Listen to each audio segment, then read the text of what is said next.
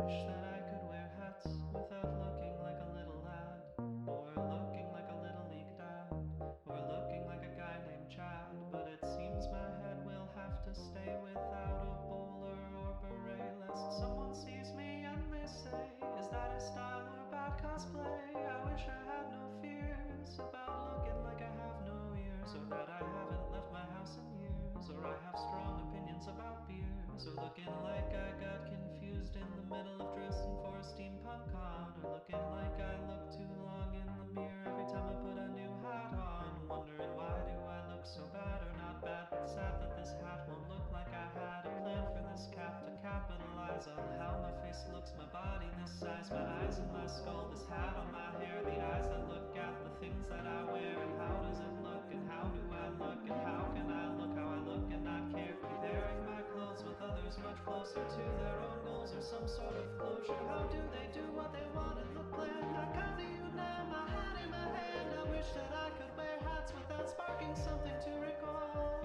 I wish that I could wear hats without looking anyway.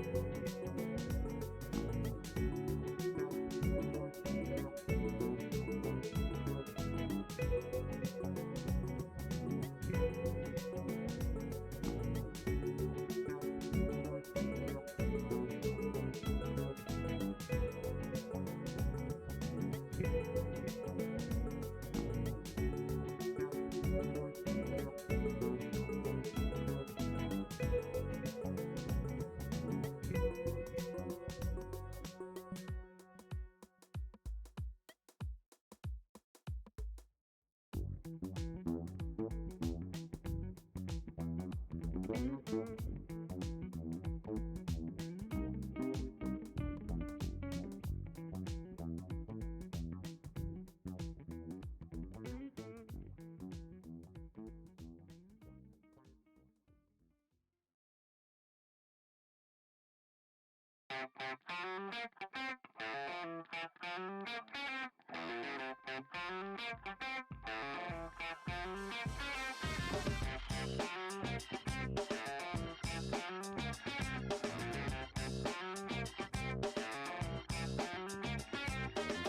pressure rising like a sourdough.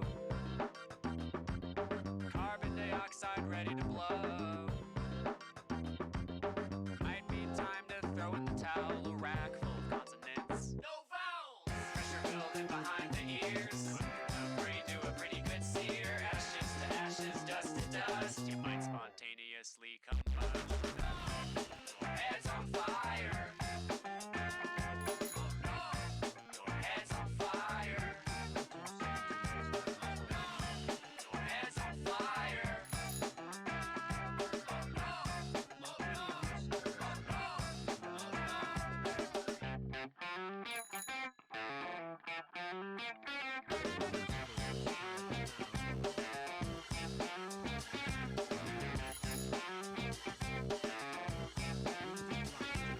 Someone get the bucket, hey, someone get the hose. It looks like this sky's gonna explode. We're all getting crushed by the giant vice. I'm still trying to gamble, but no dice! Pressure building behind the ears.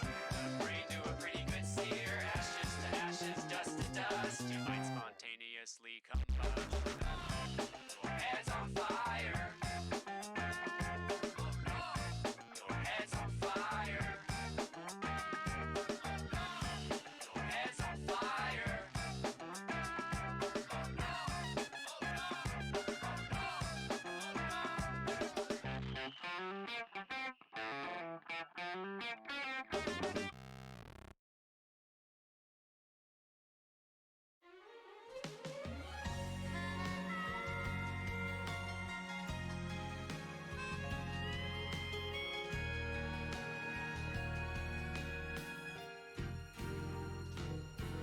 バカみたい子供なのね夢を追って傷ついて嘘が下手なくせに笑えない笑顔見せた愛なく言うもろくに言わない口下手でほんまに不器用な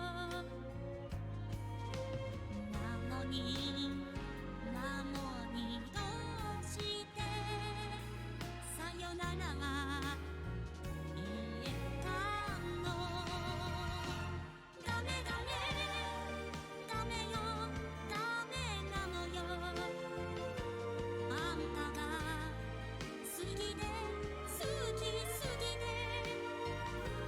どれだけ強いお酒でも歪まない思い出がバカみたい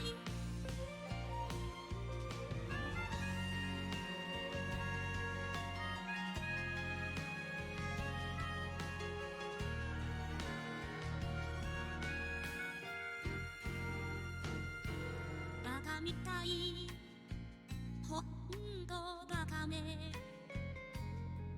あんた信じるばかりで強い女のふり切なさの夜風浴びる一人になって3年が過ぎ街並みさえも変わりましたなのにどうして2年だけ置き去りほんまに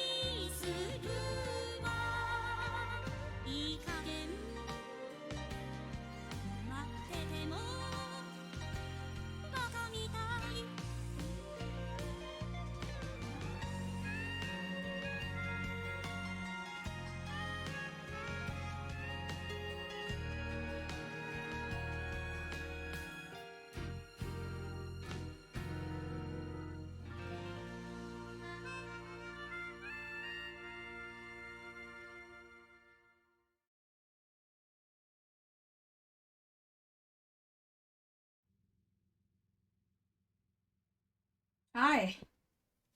Hello, everyone. Hello, welcome to stream. It's been a hot fucking second since the last stream. I'm doing stretches. I don't know about stretches policy for this specific stream because we are just reading, but maybe, you know what? Maybe if we reach a 2 hours mark, I will do an intermission and stretch as well. But that's for later. Hello, welcome to stream. Uh, it's about 3 months. No, 2 months. I have no fucking recollection of actual time going on. I would just head first into basically my own vomit, I guess. Just been writing a lot, and at a certain point that becomes indistinguishable from vomit. So, but yeah, I'm back now. Hello, welcome back to the stream. For the new viewers, if you're guys out there, uh, we are going to do a little bit of housekeeping. Uh, Hello, my name is Baku. I go by they or he, mostly they. Sometimes he, depends on the weather. I draw, but that's not what I'm going to do today. But usually I draw. That's basically kind of my job. Uh, Today's stream is it's just like a little bit of an a beside thing, I would say. Uh, it's been 2 goddamn months since the last time I streamed anything, so I guess I thought I would like ease myself back into talking out loud to a bunch of folks with something that has words that I can read out loud instead. And also, I picked up this book at a bookstore a while ago, and I've always kind of wanted to, uh, like bring up some folk stories and stuff. Uh, these are all like stories that I grew up with. These are stories that like I guess uh basically every Vietnamese children, like mainland Vietnamese children, grew up with, uh, and like I've thought of, and I've translated two. I've translated two before for various comic stuff that I did, but there are more. There are always more than two, uh, and sometimes the going of translating is very hard. It is not easy to translate. Uh, so I have been holding back on bringing those up because my brain is not smart enough to translate on the go. And so I can't really tell you guys like those stories without like sitting down and preparing, like spending like 2 days to prepare every story, something like that. But I picked up a book of a translation of a number of stories, and I've checked, and like a lot of them are like stories I did genuinely want to work into my stuff somehow. So today's probably going to be like an okay primer on Vietnamese folk stories, as in like the way that we directly interact with them. Instead of like the entirety of their history, something like that. We're just telling each other stories. I mean, like you guys can tell me stories if you want to. The stream is about me telling you guys story. Okay, yeah, that's the thing. I'm reading fucking stories to you guys. Okay. My friend Cosme will join me in a few, bearing very urgent and embarrassing breakfast incidents. But I think me may start with something small, something short. I will probably like look through this book and think about the translation. Meanwhile, if there's any, there's any difference between the versions that I grew up with and the version that got translated into this book. I will probably bring up some stuff on the go. These are all like, I grew up with those. They are all, I will have like fucking sense memories coming back to me on the go probably. It's been a hot fucking second since anybody told me a good, a folk story. I'm 24, man. But yeah, today we're not 24. Today we're all children of the moon or something. I don't know. We'll see about that. We will see about that. I'm wondering about what kind of music we are listening to for this. I'm wondering if we should even listen to music. Last time I did a translation stream, I don't think I put anything on. I also don't know, like, I mean, I know kind of the shit that goes on with Vietnamese music on YouTube and like putting them on a stream or something. It's a little bit fucked and it's extremely hit or miss. Like, you would think that it's not like as enforced until they do. And then your whole stream is fucked. So I shall simply have to think about it for a hot second. I think I'm just gonna put on Andy Gigohon again. I actually don't know how to say his name. I'm gonna put on Prisma. I feel like that's like a nice low-key album that you can like listen to while all the stuff is going on the audio on the audio end of it. Okay. Let's see. Hi, hello. This is the book. I picked up this one at not exactly a local bookstore so much. Local as in I'm in the same city as it. But now that I've moved, it's like basically at the other end of the fucking city. So it was on an excursion. I went on a pilgrimage to find some shit and I found this instead. I don't mind though. This is I mean, like, already it's a selection of stories. It's not gonna be all of them. The version of the stories, I think, like, based on this current credit, it means that like this is a version specific to a person. Oh no. I'm mixing it up. Like it's translated by one person and illustrated by two illustrators. Let's see what stories we got in here. We've got a very good art already. Vietnamese children's favorite stories. Retold by Trần Thị Minh Phước and illustrated by Nguyễn Thị Hợp and Nguyễn. This can be a number of names. And this whole thing is in English, so there's no like accent marker anywhere, so I actually don't know how to read its name. Either Dong or in some places Dong can also be a name. Some people name their children that, so it's hard to know. It's published by Tuttle. Do not fucking add me. I will archive this one on YouTube probably. Let's see what kind of stories we got in here. Okay, we got the Legends of Bang Chung and Menzai. This one I anticipate this one leading into a lot of like Lunar New Year stories for me. It's a staple. It's a staple. It's also fun, and I haven't read it in a long time or listened to it. My Anthem and the Watermelon Seed, also very fun one. I have always kind of wanted to turn that one, like use that one in a comic project or something like that for a while, but I have no shape of what that might become.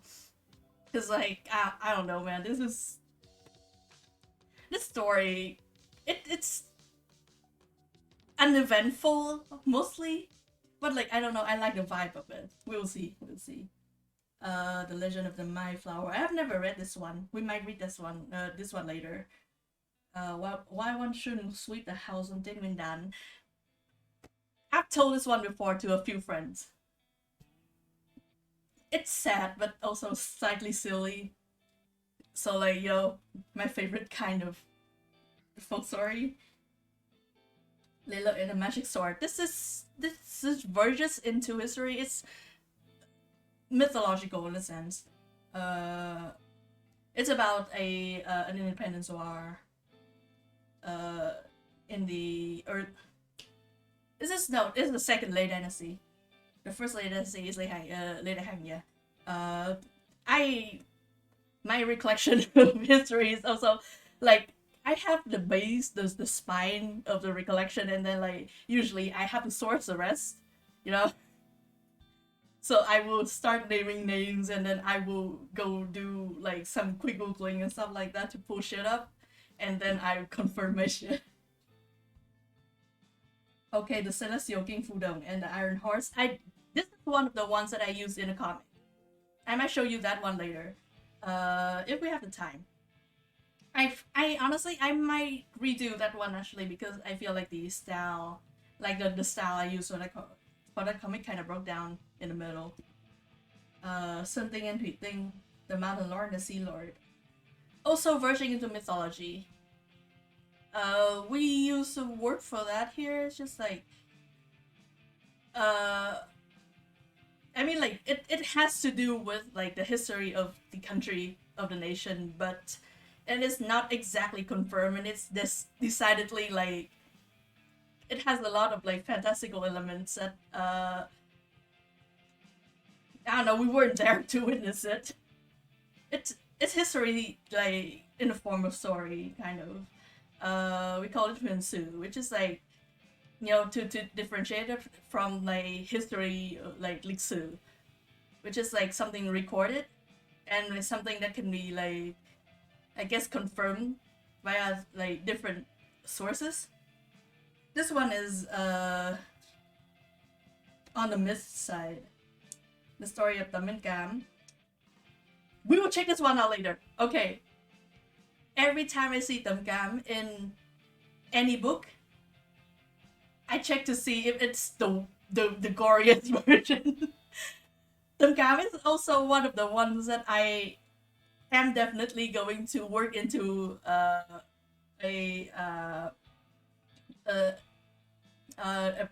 comic project of my own. I feel like I have a bone for that now. I just need to find like the actual shape of it.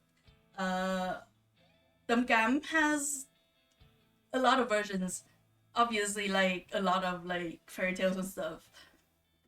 But specifically Tam Cam has a thing where, because like the most well-known version when I was a kid was definitely like, I guess if we were in like the US, that shit would get censored as fuck. No parents would ever tell that shit to a child. It involves a number of things, including cannibalism, including cannibalism and the killing that facilitates that. It involves a number of mutilations that it doesn't go into explicit on how that is carried out, but it is mentioned in like very matter of fact manners. And I think like that's like the fact that that is the version that like a lot of people still tell the children, like it is the version that prevails in a sense. Like I think it says a lot about the sensibilities of like justice and stuff like that. But it got told in it got included in a number of textbooks for like literatures and stuff in school. And that version is the first version we knew of that was censored to hell and back. Like they just cut off the fucking end of that story, and like after all of the return and of the main character, like return great something, all of the retribution stuff got fully cut out, and the antagonist just kind of dropped dead. Which is like, I think like if you approach that version on its own, it's fine. Like it's I think it's like it works if you don't know of like this third act of that. But once you know about the third act, like it feels definitely like it feels like truncated. I might actually like sit down and do some kind of thing to write down about that later. I need to figure out like why that is the case, and like I like we feel like that. But yeah, it's Damgam is definitely one of the ones that I am interested in checking out in here. Which version they included? I need to look at that. Also I need to fucking make the AC go harder or something. It's hot now. And also I'm opening like my entire curtain for the light for this, so it's and I'm just directly facing a lot of glass right now. So that um that's affecting my body temperature. It's raising it. Literally the glass house effect. God, alright. The story of Taexang and Li Thong. Also, one of the ones. I mean, like this one is a lot tamer than Damgam, which is very funny to me. Like just on the very specific sensibility of it. Taexang and Li Thong is a lot more traditional fairy tale in a sense. Like Damgam, like that shit is not doesn't feel fairy tale. That shit feel like theater, you know. That shit feels like it's got arcs, it's got like up and down, it's got like very specific peaks, like and valleys. It has like extremes on both ends. It's a much more intense experience than something like Taexang Li Thong, which is a lot more, I will say, streamlined maybe.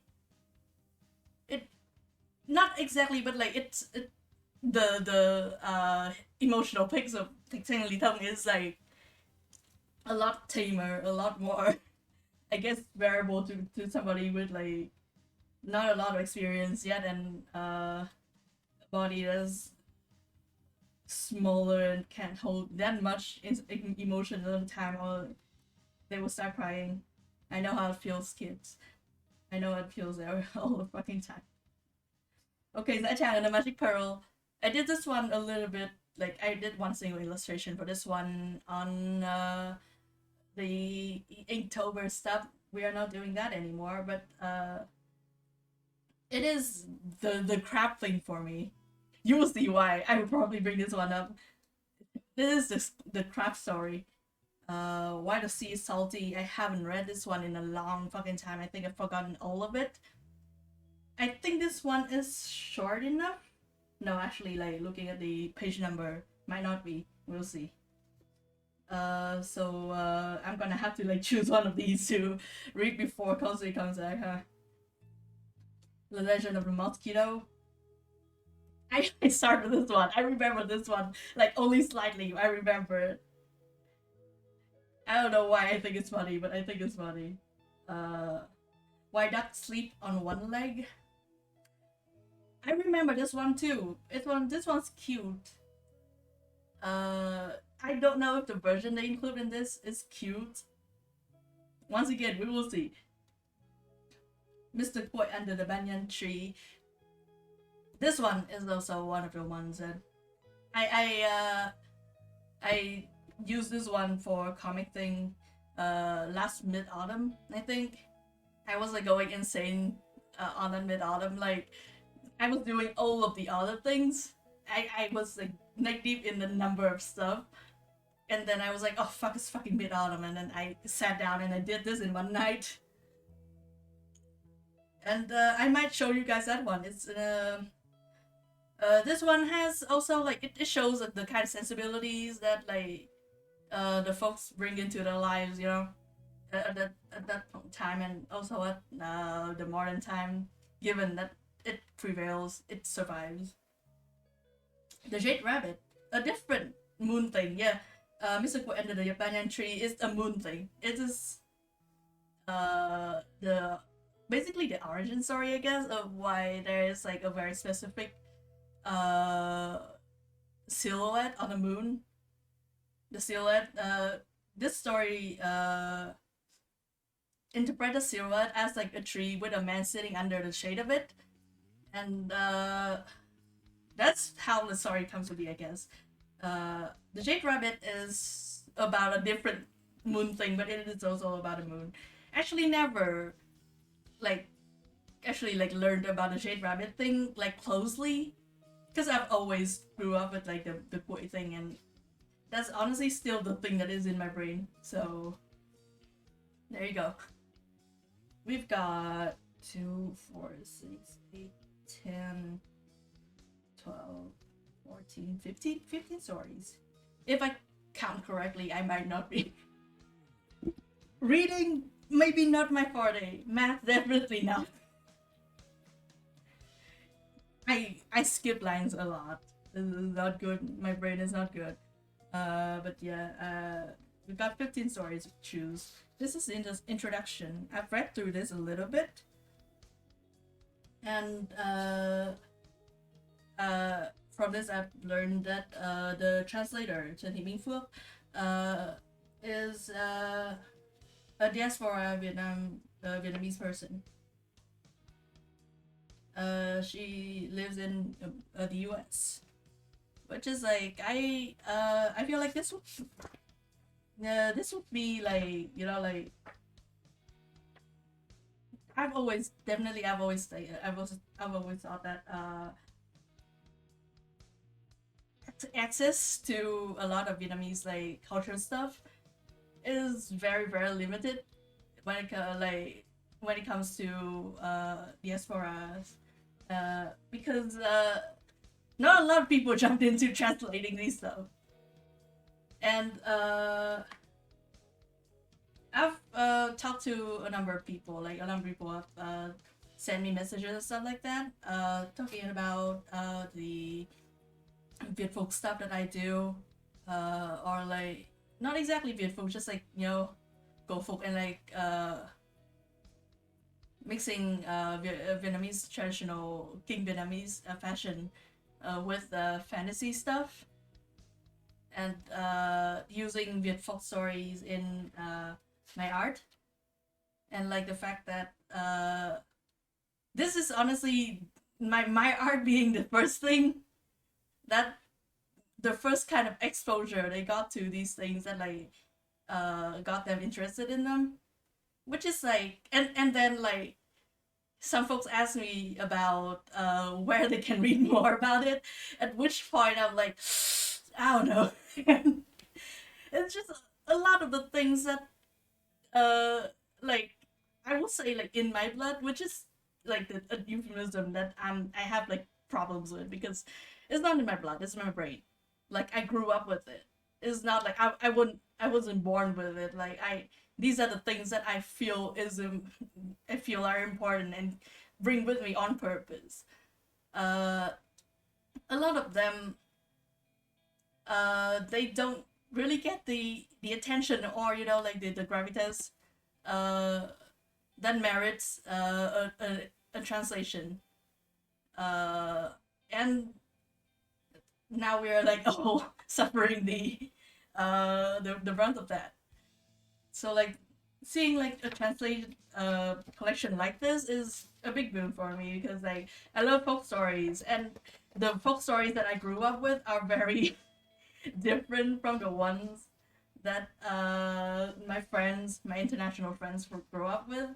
Like sharing them is always like a little bit of, I won't say hassle, because like I would like to do it, but like it's a lot of effort in a life where, like, you know, you're the adult. When you have the ability to actually do it, you are now the adult and you have so much other shit to take care of. So like having this is really really good.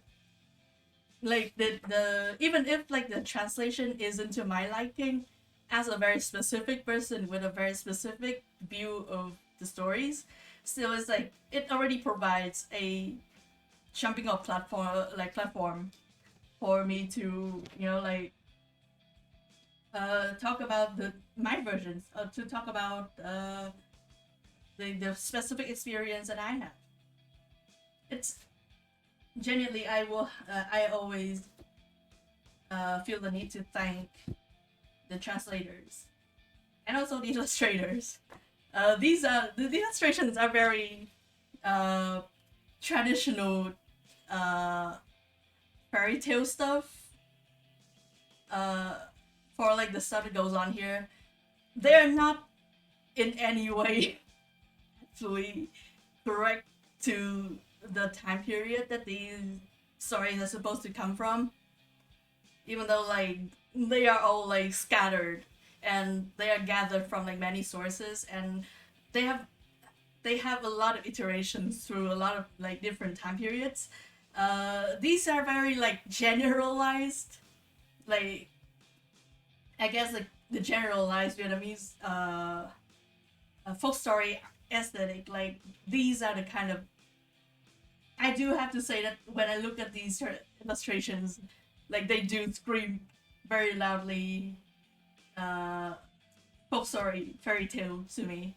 So like it got to its goal. I might like bring up like stuff about this later. But if you go to a bookstore here then and you look at like traditional fairy tales and stuff, then you will see these kind of like illustrations and these garments specifically, and also like a little bit these kind of palettes as well. It's very fun. It's very typical. I like that. But yeah, we will choose one stories. We will choose one story to go off of while we wait for my friend Kosune to be here. Man, I wonder if anyone has said anything. Okay, no. That's fine.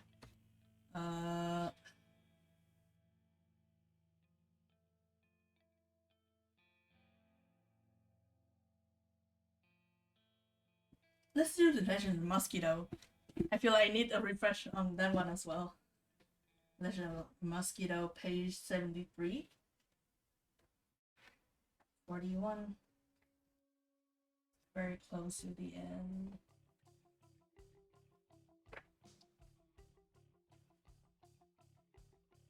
Okay.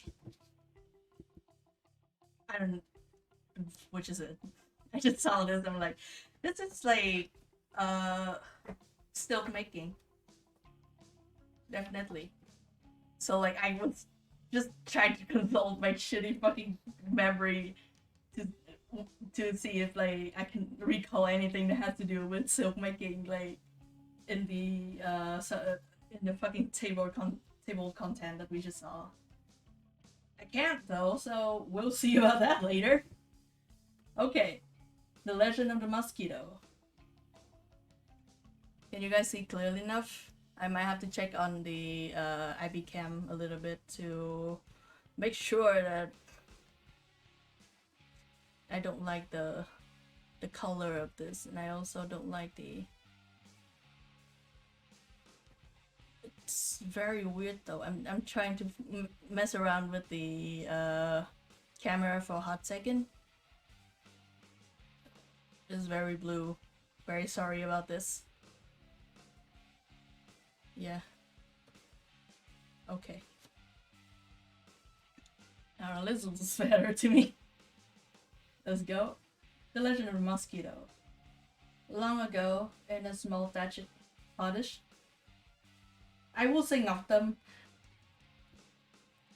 Every time, like, as someone who is very used to reading Vietnamese, like, you know, I'm not gonna say properly, because that is a moving fucking goalpost. But I'm too used to reading Vietnamese with like actual accent mark, that seeing these like is very fucking hard to tell what the fuck is going on. I think that's why I try to include accent mark in all of this Vietnamese that I use, even in the middle of English, because otherwise you can read any syllable any fucking way. It's like Chinese. You have to have the accent mark. You have to have the tone. I'm going to choose to read this and of them. Okay. Long ago in a small thatched cottage? Why does read as college? Long ago in a small thatched cottage, Ngọc a gentle and modest farmer, lived with his beautiful wife. Oh, fuck you. A fucking man. Hey, come on now. Sorry about this. My setup is extremely fucking slapdashed. I need a camera, but I'm using my phone, by the way, which is why it's doing these things to me. No! Fuck you. I don't turn on.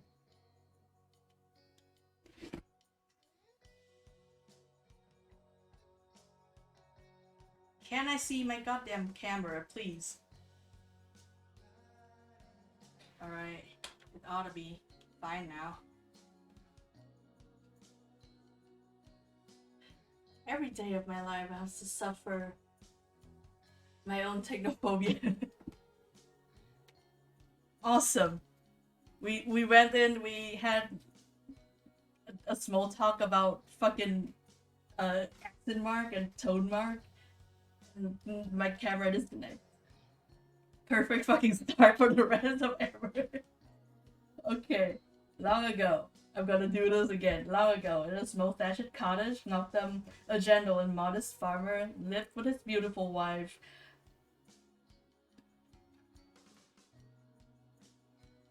Fuck!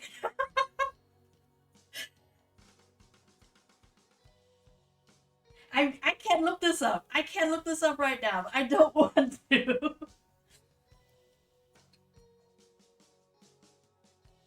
I'm going to say Nhân Diệp. I might be entirely wrong. I will say Nhân Diệp. Ngọc Tâm loved his wife dearly and worked hard in the mulberry fields to make her happy. But Nhân Diệp was never happy or satisfied. Sure, I don't deserve this poor and boring life, Nhân Diệp muttered as she fed fresh mulberry leaves to the silkworms. Okay, that's why the silkworms are here. The selfish wife thought more and more about fine clothes, fine jewels, and a grand house. As time went on, she thought of nothing else. Awesome. One hot summer, the young wife grew very ill and passed away. Poor Ngọc Tâm wept day and night. He didn't want to bury his wife, for he thought that there must be some way to bring her back to life. This happens every fucking time. You shouldn't do this. Going off about necromancy, but like, this happens a lot. The gory thing also has to do with like a cure-all medicine, basically. It's just like, God, I love my Phil wife so fucking much, and I wish to be burdened with her forever. And we are talking very colloquially about it. Sorry.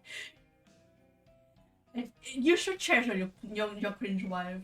If you have a cringe Phil wife, you should love her and treasure her. But if it's her time, you should let her go. I don't think we're going down a good staircase here.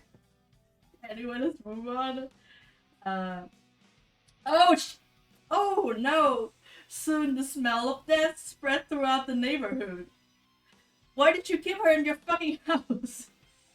I forgot about this part. To spare his neighbors, Ngọc Tâm sold his cottage and possessions. He bought a sampan and sailed away with his wife's coffin. Okay, I thought he left it. Why? I don't know why I thought that. Because obviously he would bring her with them in this state, but I don't know why I thought that he would leave her in the cottage he sold off. Very, very bad places my brain brings me to. He rode for days and days along the long river without knowing where he was going. He grew very tired from rowing and weeping and was unable to eat or drink. Finally, weak and exhausted, Ngọc Tâm fell asleep. As he dozed, soft voices in his head said, "Ngọc Tâm, why do you want to save this vain woman? Let her go. Let her go. That's me, bitch. Me when romance happens. Okay, I need to figure out what the fuck to do with this fucking yeah, I think this is how we're doing it. Cause my camera setup is all over the fucking place. But I wanna fucking read stories, so you'll have to suffer me. Bump! Suddenly the sampan hit a big rock and woke the poor man with a jolt. The farmer was amazed to find himself at the bottom of a big hill. How long was I sleeping? And where is this place? He asked himself. He had never seen such a green and beautiful mountain. He found himself walking among tall trees and inhaling the sweet fragrance of flowers and fruits. This is the fae. I saying fae is like a conversion evolution thing. Like a number of things will be fae around the world, and like just calling it fae is because like it's in English, the English language, and that's how you refer to these things. But like yeah, it's the gods realm generally, where like everything is beautiful and nothing matters.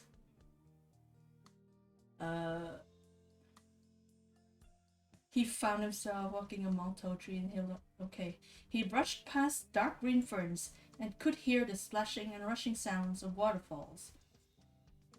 Ngọc contemplated his beautiful surroundings as he went further and further uphill. Just as he thought of turning back, he was startled by the sudden appearance of a tall old man. I'm looking at the camera and smiling, you can't see me.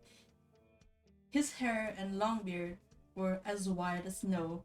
His eyes were bright and cheerful, and he carried a handful of fresh and fragrant herbs. Ngọc realized that he was on a mountain known as Thiên Thai, and that the old man was a genie of medicine who traveled the world to cure sick people. I remember this Thiên Thai, and I remember this character, this man having like an actual name. It might come up later. But like Thiên Thai and this man are recurrent across a number of folk tales. Thiên Thai is basically the Fey realm, or the Gods realm and stuff like that. It is where you get the good medicine and shit. The genie of medicine. I know there's a name. It's not Latong, right? I'll look it up later. Ngọc Tâm fell on his knees and begged the genie to bring his wife back to life, promising to do anything for him in exchange. The genie replied, I am touched and moved by your loyalty and good heart, so I stopped by mountain on your route in the hope that you would become my pupil and help me to save lives. This happens again, everybody! I need a fucking bingo card for this. This also basically happened in Koi. Also, I like the idea of like an old man parking his fucking mountain down like it's like a limo or something. This house moving castle shit. Very flippant way to say any of this, but just like the like you don't arrive at his mountain arrives at you. It's a very specific like logic that I really like all the time. The poor farmer thanked the genie for his kindness and generosity, but he said, I dedicate my whole life to loving, protecting, and caring for my wife. The moment she took her last breath, I vowed that I would be with her forever. I am destined to be her loving husband. The genie was truly sorry that this good man was wasting his devotion on such a thankless woman. Cool implication. I am afraid that she won't deserve your love and trust, said the genie. I will bring your wife back to life, but I hope you won't regret this later. That's a very specific like implication there. Like the god of medicine has nothing to do with like the flow of life. Like he is not fate. Medicine is not fate. That's just I don't know why I like that. That's very specific. Uh, I'm entering thinking too much mode, but it's very funny. Like become a doctor with me. No, I love my wife too much. You know what? Get yourself a Ngoptum about this. I mean, like his name already. Like his name is Ngoptum means jade heart or crystal heart, I guess. Ngop is basically like any polished precious rock, I would say. So yeah, usually like when you think about like ngap, it usually the thing that comes up is jade. So I loosely translate that to jade heart. So like like basically a golden hearted man, and the expression of that in the story is through the fact that he is extremely devoted to his wife. Very funny outlook. Very interesting outlook. I will say that rather. Okay, moving on. Happy and excited by the genie's work, Ngoptam ran down the hill and carried his wife's coffin back up the mountain. The genie ordered Ngoptam to open his coffin, prick the tip of his finger, and let 3 drops of blood fall on his wife's cold body. Wow, like she's already started to smell, and now you're like, and now you're describing her as cold. A little bit of an understatement, but you know what makes for a pretty illustration. As soon as the 3rd drop of blood touched Nhin, what did I fucking call her name? What did I read her name as again?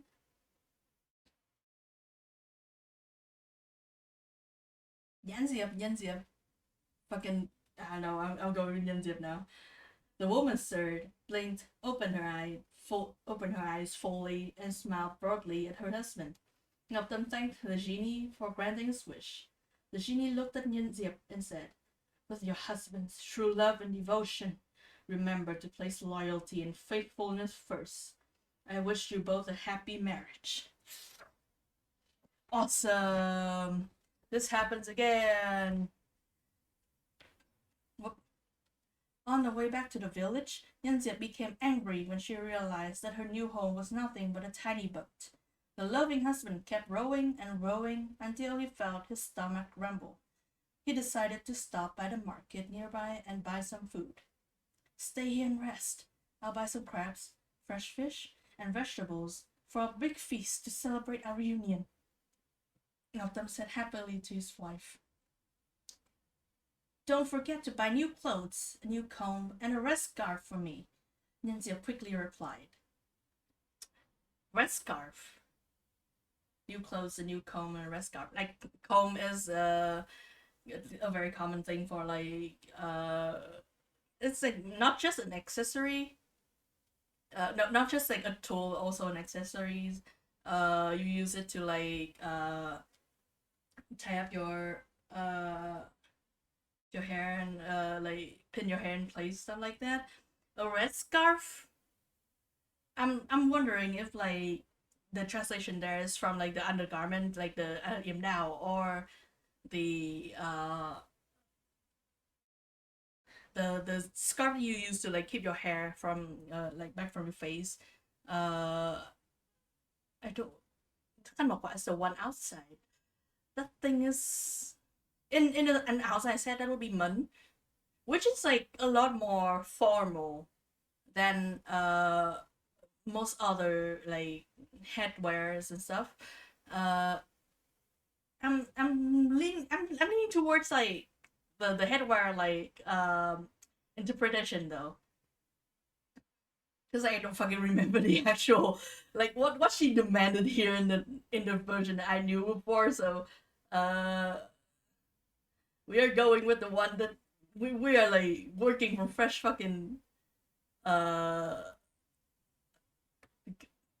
like going ons here. My brain is simply not good. Let me pull this on though. And I need noises. The noises might not be good for stories. It is good for me. No, not this one. Hold on. I need tunes. Where's my Glamourcaster tunes? Okay.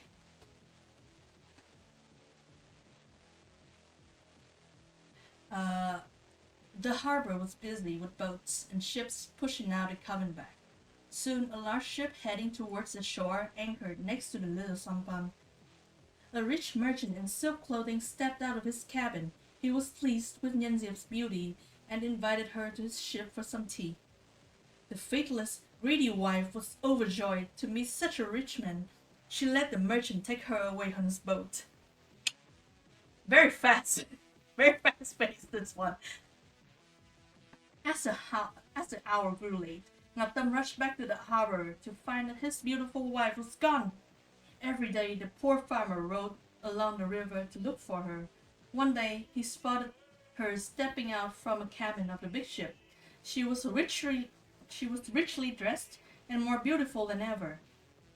He called out to her and smiled at her, but she was not glad to see him. "Go away! Leave me alone!" she shouted. "I will stay with the rich merchant.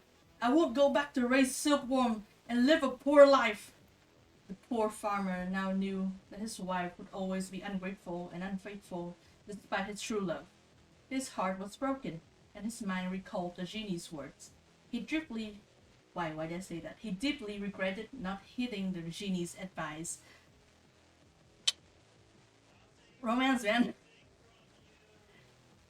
"If you don't love me anymore, give me back my 3 drops of blood and you can be free," Ngaptam said.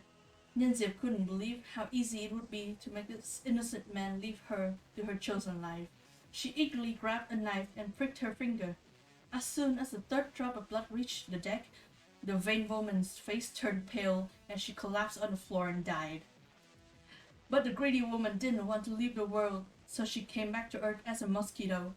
She searched for Ngaptam day and night, trying to take back his 3 drops of blood so she could live again. But Ngaptam was nowhere to be found. Ever since, mosquito have been the most annoying pest on Earth. Go! No! This is... okay. Turn back the fucking camera for me. This is the funniest fucking way you can add a story. Why?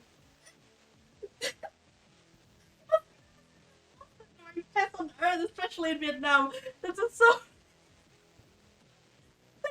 it's like this feels so fucking petty. Like, I agree though. I hate mosquitoes. I think if they die out, like a lot of the rest of the ecosystem would die out with them. But oh my god. This is so fucking funny.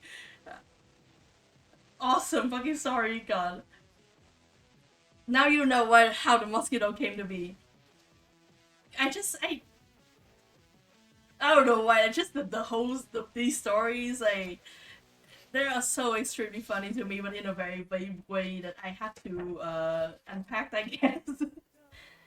I mean, like the raising of silkworms, like showing you this fucking illustration. Worm making is,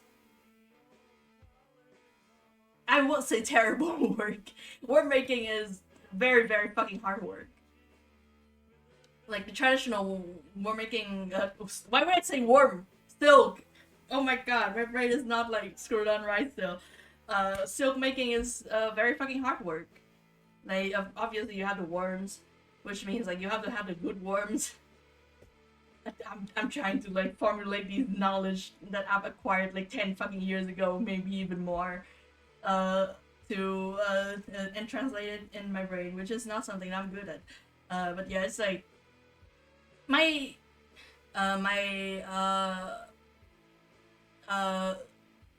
dad's hometown used to raise silkworm, and they still do weaving now, but like they've moved on to like doing net weaving for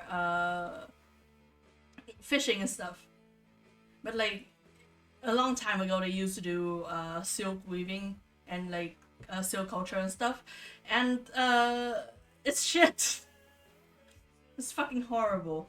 You have to have like a sustainable not sustainable. Like you have to have a stable food source for the worm, and the worms are insane. They will die of anything.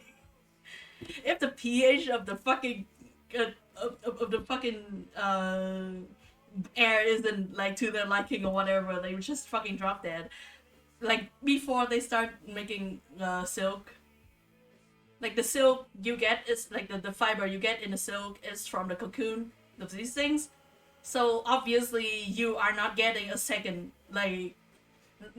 you are not getting a second harvest of silk out of the same worms, because the way you get like the cocoon to pull into fiber is to boil them when the worms are and when the silkworms are inside. And also, even if you don't do that, a silkworm only undergoes metamorphosis once in their life. After they're done with the cocoon, like they become a fucking butterfly. And then after like 3 weeks or so after that, they die. So you're not getting a second harvest out of them no matter what. But yeah, usually the way you do that is by boiling the cocoon and the worm inside, and then you put the cocoons in in a specific machine. I mean, like it's not even a machine; it's just like a rig. Back in the day, you don't have a machine to do that. It's just a rig, and you put the cocoon in there, and you like pull the fiber out of the cocoon, and you like weave like 3 to 5 of those, I think, if I remember correctly, into one single strand of fiber, and you spool that up into a spool of fiber, and it's shitty fucking yield. You don't get a lot out of a single cocoon. You don't get a lot out of any like season of harvest whatsoever, and you have to feed these things a lot. It's shitty fucking work, I guess. I mean, like it makes you silk. That's why silk is so fucking that's why it's so fucking expensive. But yeah, it's hard work, and usually you don't get a good deal out of it, even with like the expensive price that you can sell it for. Uh, and you don't have like a whole fucking support system around them. Usually these things like you do them in village. We have like what we call lange, which is like basically an artisan village, I guess. Like we got a clay and clay artisan village, which is Bachang, like right outside of Hanoi. It's, they're all artisans specialized in what the fuck is that, pottery? Yeah, and that makes like a whole I guess brand. I don't know what the fuck the English word is that for like what back when before brand was a thing, but it's a whole brand thing. And then we also have a silk artisan village, also right outside of Hanoi, which is Vạn Phúc. Like I'm pretty close there. I might like visit someday because I need fabrics, but usually you do that in a village, you know, because like that's how you bargain for a good price. That's how you like prop each other up in like times where the yield is not good or you don't have enough to fit your silkworm or something like that. So like the idea of a very poor person doing silk work and silk culture is not like foreign to me. It's just I think it's very interesting that like the couple do silk work and the wife wants beautiful clothes. Something alienation of labor. We are going so far away. They return to me. Why are you suddenly fucking flipping? Why do you do this? Is it because I fucking hit on the desk or something? It's just very fucking funny, like the whole story of learning how to let go, I guess. Just 4 pages of the whole world. Like, you know, like a genie very funny way to say that. I wouldn't say the old man is a genie. I would say he's like a minor god or a sprite. Uh, Basically like a manifestation of nature in a sense, a manifestation of humanity also, an aspect of humanity in a different sense. Basically the whole world telling one man to let go of his basically one-sided love for his wife. A very tragic tale, what to me is funny because I don't feel romance.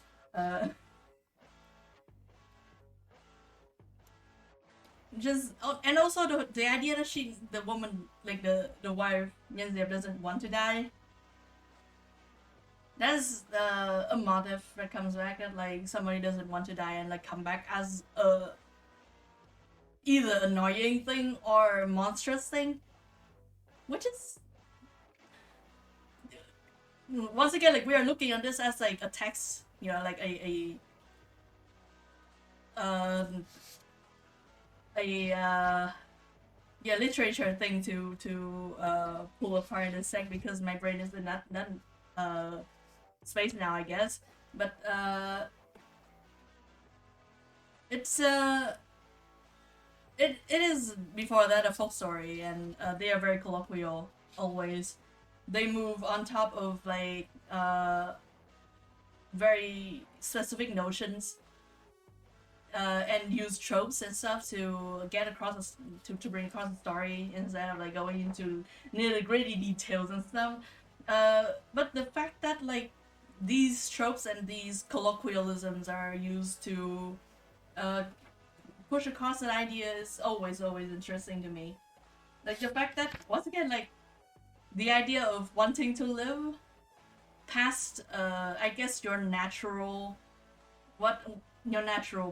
endpoint, or maybe like what you earned, what kind of life you earned or something like that, like trying to reach across that no matter in what sense, usually like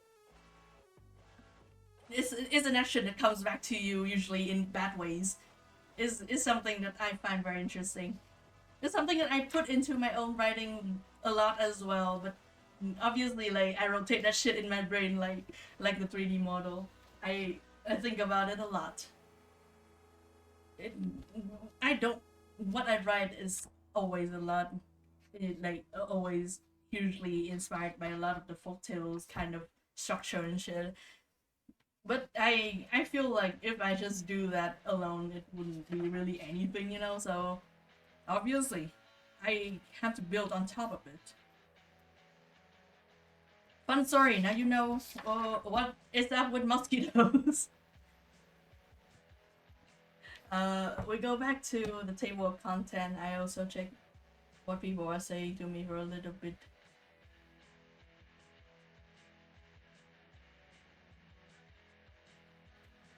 Yeah, my friends, it's fucking 1 a.m. for a different friend of mine.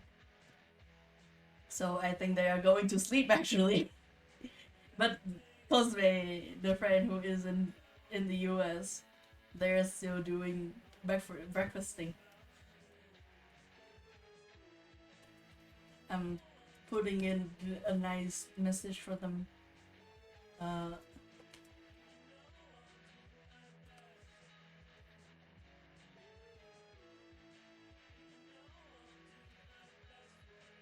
don't know if you guys can hear me clacking on this fucking keyboard right now.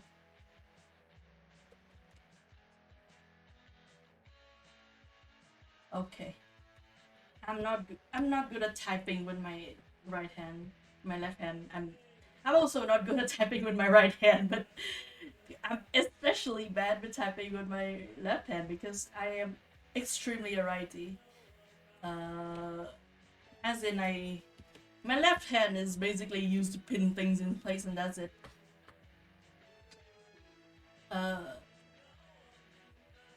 Also going to try to check in Cosme for a hot second. I hope their breakfast is going well and not suffering a catastrophic food event or something like that.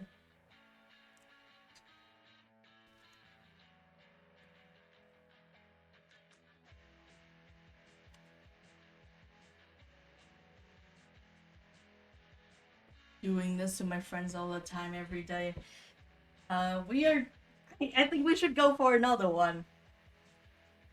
I'll see if there's anything that's like relatively short. These are all like on the massive side, I think. Actually, I want to do my anthem. That one's cute. That's page 12. 40, 12. Manthium is a very cute mythology thing.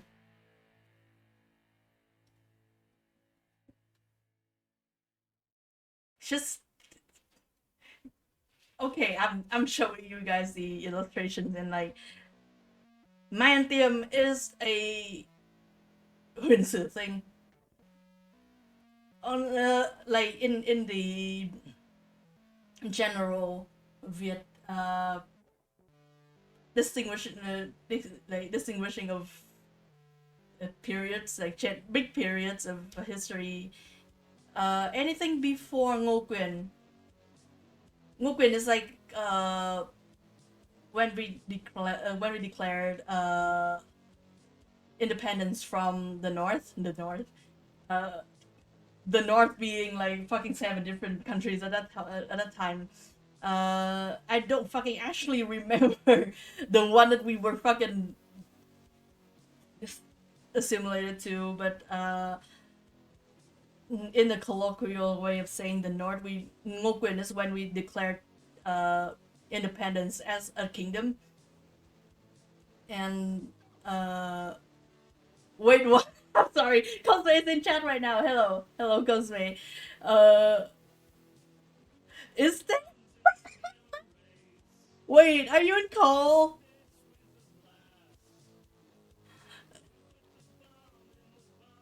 Okay, Cosme is in call. I might have to fix up. Yeah, you're eating. I still need to fix up my audio probably. Cause nope. It's I hate when this shit does that. You know what? I'm just gonna turn off music when Cosme comes in. Because otherwise I don't fucking know how to deal with the audio thing right now. Don't worry, it's not your fault. I'm just bad at technology. I will figure that out later when I remember to do it. Anyway, we're reading fucking stories. It's fine. Okay, yeah, I was thinking like Ngô Quyền and the Bạch Đằng victory is a naval victory, which is like very specific because like we got the same fucking. It's really fucking funny to me that like Ngô Quyền got independence won the independence war by using a trick in the Bạch Đằng river, which is to plant a number of spikes in the riverbed to hold back like bigger ships, while like smaller like more lightweighted ships would be able to like float higher and like not get stuck in those spikes. And that is how he that is the strategy that basically like was credited to win him the independence war. That strategy was used again at least 3 times in like not even by him, not even by that same guy. It was used by like a number of different kings like along the history, and somehow we still won with that one every single fucking time. Like I don't know, I feel like at a certain point it feels like there's some fudging going on, because how do you fall for that 4 times?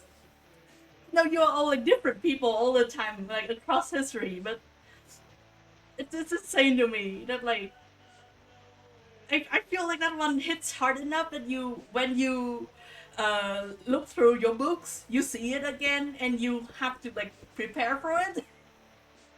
Why do you still bring big ass fucking ships into my fucking river? I'm insane about naval history, I guess. But yeah, Ngô Quyền is the mark of like the kingdom, I guess, era. until the end of the Nguyen Dynasty and starting the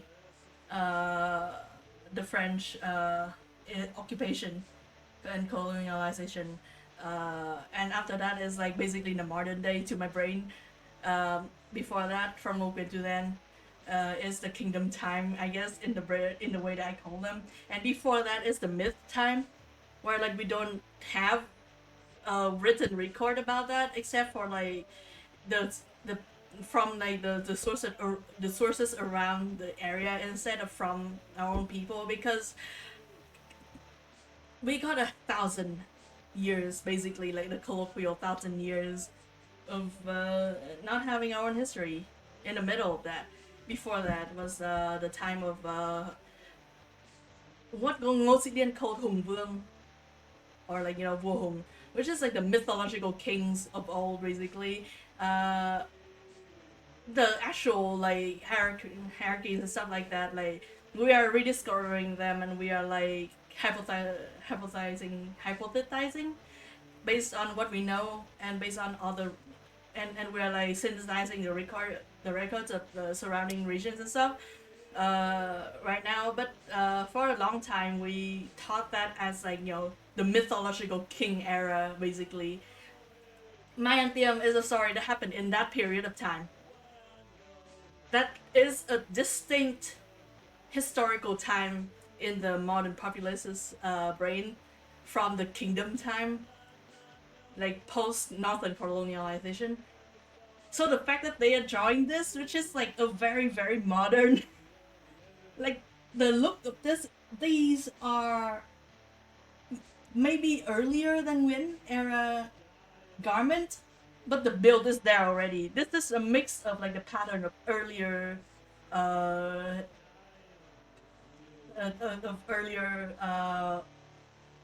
fabrics and the cut of áo tấc from Nguyen Dynasty. So like this is relatively modern.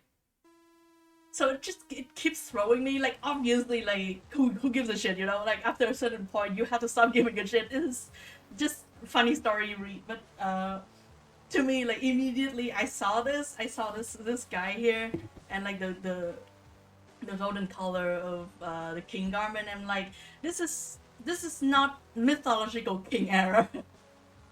This is pretty fucking modern. I'm going to show you guys some stuff from another book I got later on about late dynasty garments. Wait, this is second late dynasty garments I got. But yeah, it's like it's always a little bit funny to me that sometimes just a children's book would just draw the colloquial Vietnamese garment for any characters basically, even though like they probably don't look like that. Like it fudges up the especially when the story is like mythology, it fudges up the timeline in my head. Anyway, let's start the story. Okay, somebody just sent me something maybe, so I saw something from Cosplay sent. I'm gonna pull your I'll try it lower actually, Cosplay, because like there. Now you don't see the seam, and also you don't see the slut.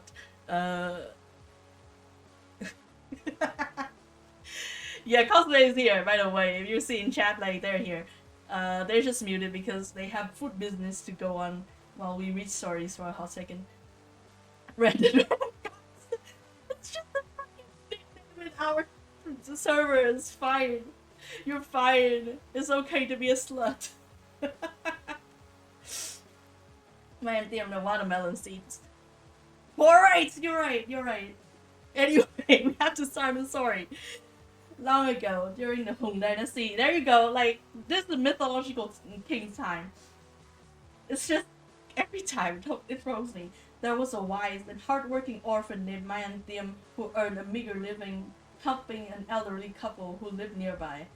One summer day, King Hùng, I'm just gonna say Hùng Vương maybe, because like King Hùng sounds so weird to me, in his royal court rode through Phong Châu and were told Phong Châu is also probably a Ngô Sĩ Liên like retelling of the story. If I remember correctly, Lịch Nam Trích Quái is also written by Ngô Sĩ Liên or something, someone of his time. And these words and like the way due to them being like under a fucking a king, like what the fuck is the fucking royalty? The fuck my brain is not working on that right now. The thing that goes on in England.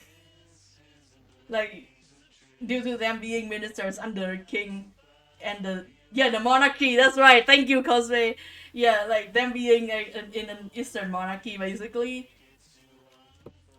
the way that they phrase these things are all like under like they wrote these things with the influence of like the Confucian monarchy. So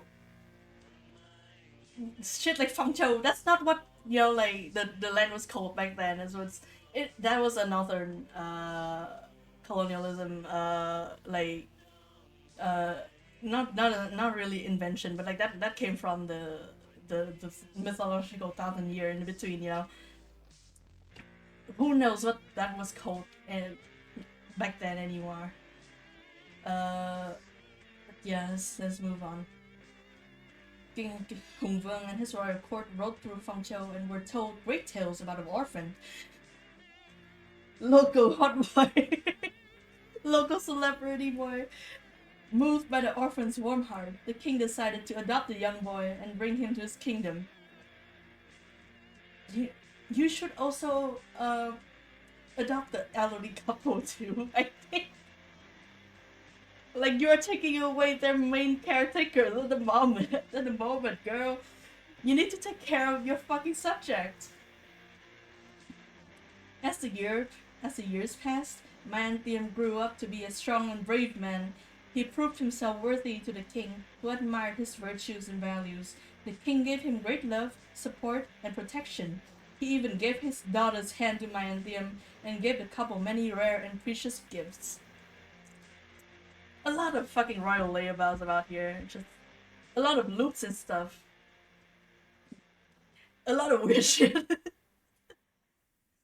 The way the monarchy works was foreign to me. One day, Manthiam invited the princess to his house for a feast. Everyone enjoyed the company and took turns sharing stories, like we are doing right now. The eldest prince said how powerful and lucky he was because he was born first and expected to be the king's successor. I might go on a tangent to this paragraph about that. The second prince jumped in by stating that the king needed a strong successor to protect the kingdom. Stories went on and on and on. What the fuck just happened to any of the things around me? It just made a fucking noise. I'm in a spooky fucking house. Many things make noises. Anyway, okay, this is a very fucking funny thing that I always want to bring up whenever we talk about Vietnamese monarchy. I don't remember exactly when, but by the time of our last dynasty, the Nguyen dynasty, which is the reason why like 40% of King Vietnamese people, of the entire population of Vietnamese people actually have the family name Nguyen, is because the last dynasty is a Nguyen dynasty, and it happens, not to be like but my family tree actually like my family and my like modern current family and the Nguyen King's family like went back to like the 1600s or something to the central Vietnam, like common ancestor there, and like during the 1600s we split, and now my family on my dad's side is in the north, and the Nguyen Dynasty actually happened in the south. So fuck that, I guess. I don't know how to end the story, but yeah. Anyway, by the end, by the Nguyen Dynasty, the queen, like Heirs, Heir, like the successor to the throne. Heirs were not chosen like by age anymore. Usually, like heirs by that time, by the final dynasty that we had, heirs were chosen among the king's children. Like any of them that had like direct blood tie to the king, and also our age and good enough intellect or whatever, I guess. And the king didn't name a queen directly, while a heir was yet to be chosen. So basically, the mother of the heir was the will be named queen. So before a heir was named, the king only had like concubines, basically equal opportunity concubines. And then when he named the heir, the mother of the heir became the queen. You would assume this was very conducive to peace and calmness and normal life in the middle of a very fucking cutthroat royal environment, right? There are many stories about a lot of different children stuff going on with the royal, with the monarchy here, back in the days. I still have to like translate a number of stuff about Nguyen Chai to bring it up to you, because I feel like that is like one of the stories I really want to bring up. That man served 3 different kings and then they killed him. It's a very tragic story in a sense. He not only served 3 kings, he basically won the dynasty their seat. He was there with like the army of the first king to win the throne, and then he followed 3 kings after. Like he was loyal to all, like to the entire lineage. And then by his like by the time, like due to a thing that happened with his wife and the king or whatever, like his whole family got killed off. It's so extremely fucked up. He only got like his innocence was only proven like I think 2 kings later in the same dynasty. It's a whole story. I'm gonna try to translate that for you guys later. It's very fun. I don't want to say true crimes. That shit happened in like the 1300s or something. But yeah, Nguyen Chai's the whole thing. I don't think well of any king ever, honestly. But Nguyen Chai is a guy that I keep thinking about sometimes. I wish I had this same brain when I was in high school, because my life would be so much better.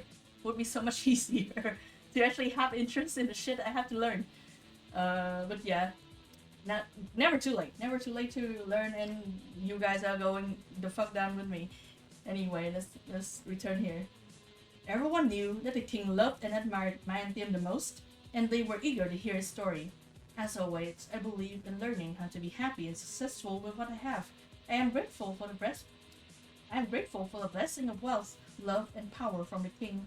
But it doesn't change who I am, said Mayantiam humbly. We now have the making of the character. We have the archetype of humble guy. It is an archetype that comes up. The youngest prince, always jealous when he saw his father's special favors to his adopted son, rushed back to the kingdom and told a different story, saying that Mayantiam was arrogant, unfaithful, ambitious, and disrespectful to the king, and hoped to overthrow him. This is what happens, man. When you're humble, this happens. Infuriated, the king ordered his soldiers to take Mayantiam and his family to a deserted island with nothing but his old blade and some dry seeds. The king wanted to punish the arrogant and unfaithful adopted son. Let's see if he can live without my help and blessings, he cried. It's just this has a. I think, like, from what I'm reading of this, Like it always has a little bit to do with the bloodline thing and like the importance of blood family versus what was perceived anyway as a guy you picked up from the street, basically.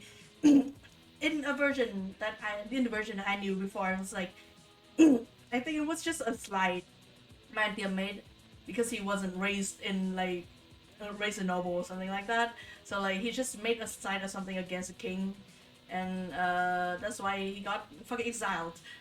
This is exile. This is a lot more infuriating, I guess, as a plot point because like a motherfucker just lies and now you're in exile.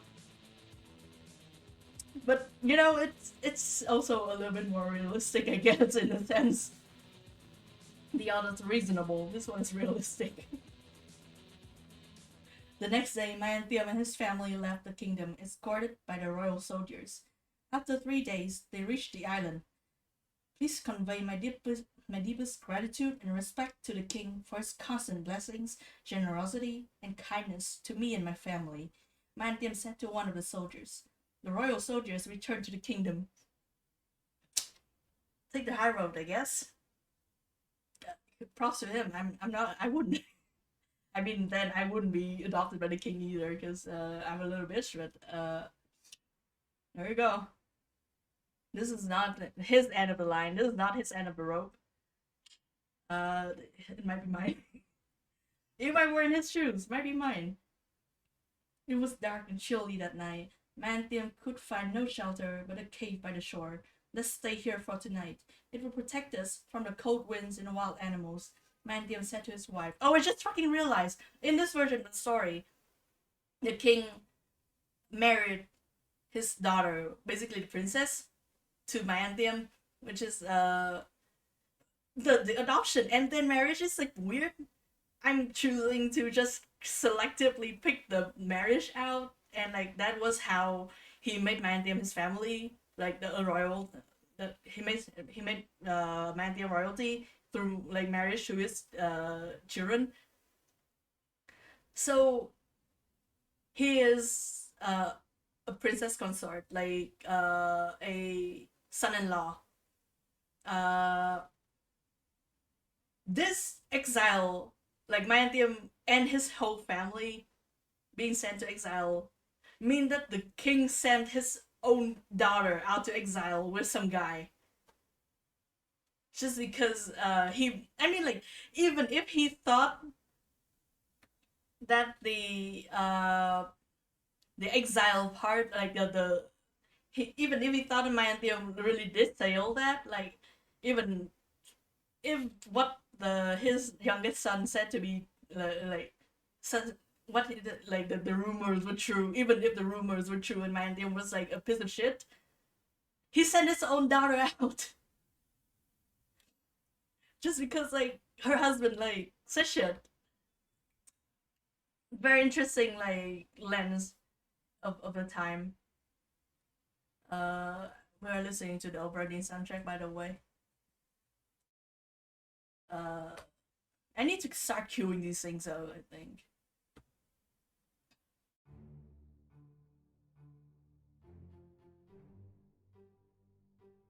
Okay.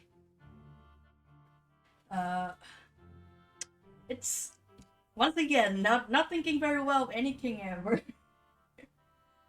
That shit does things to you, I think. The next morning, Manthium woke up early. He went along the shore to collect seaweed, then up to the hill for firewood. Deep in the forest, with his old blade, he cut bamboo stalks for building a house and bamboo shoots for food. 4 years passed. The children grew up fast. They learned to find beans and other vegetables and grow them in his garden. Manthium spent a lot of time tilling? Yeah, that's how you say that word. Manthium spent a lot of time tilling the rocky soil and went fishing. His wife made some warm clothes from animal skins and prepared hearty dishes. Their life was stable. Well, you know what? Props to the princess for learning how to treat animals, fur and skin. That's not easy to learn. usually like when you start doing that, it means that you already kind of know the basic. I think like treating animal skin and fur is not something you do trial and error as a princess. I think she just knew how to do it before she got exiled.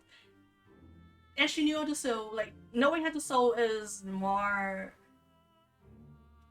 a thing with, like, you know, like beautiful and capable women and something like that. Like the archetype perfect tragic woman. But usually it's like embroidery rather. Not sewing, but embroidery. That is, I think, also like a later invention in a sense. That's later sensibility. But I think it's cool the fact that she the princess, the literal princess, knew how to skin and treat for the animal first, like and know how to sew. That's fun. I like that.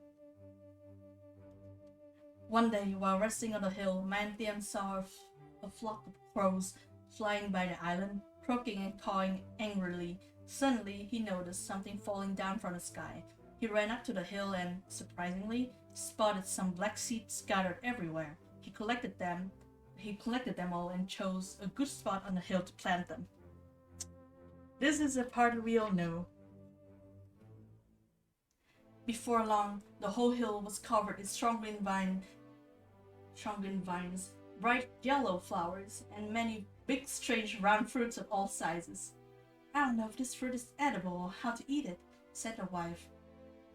"Crows dropped the seed from the sky, and if birds can eat it, we can eat it as well," Manthiam replied.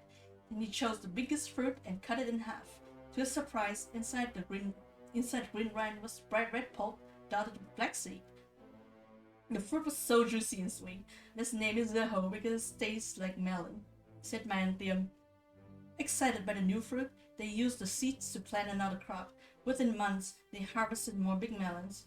One day, while collecting seaweeds, Manthiam had an idea. He ran back to the melon hill, selected a half dozen of the melons, and carved his name in a map of the island on a green rind.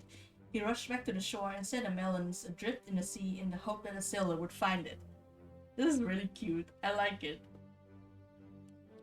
Every week, more melons were thrown in the sea until, one day, a merchant ship came to the island and looked for the owner of these delicious fruits.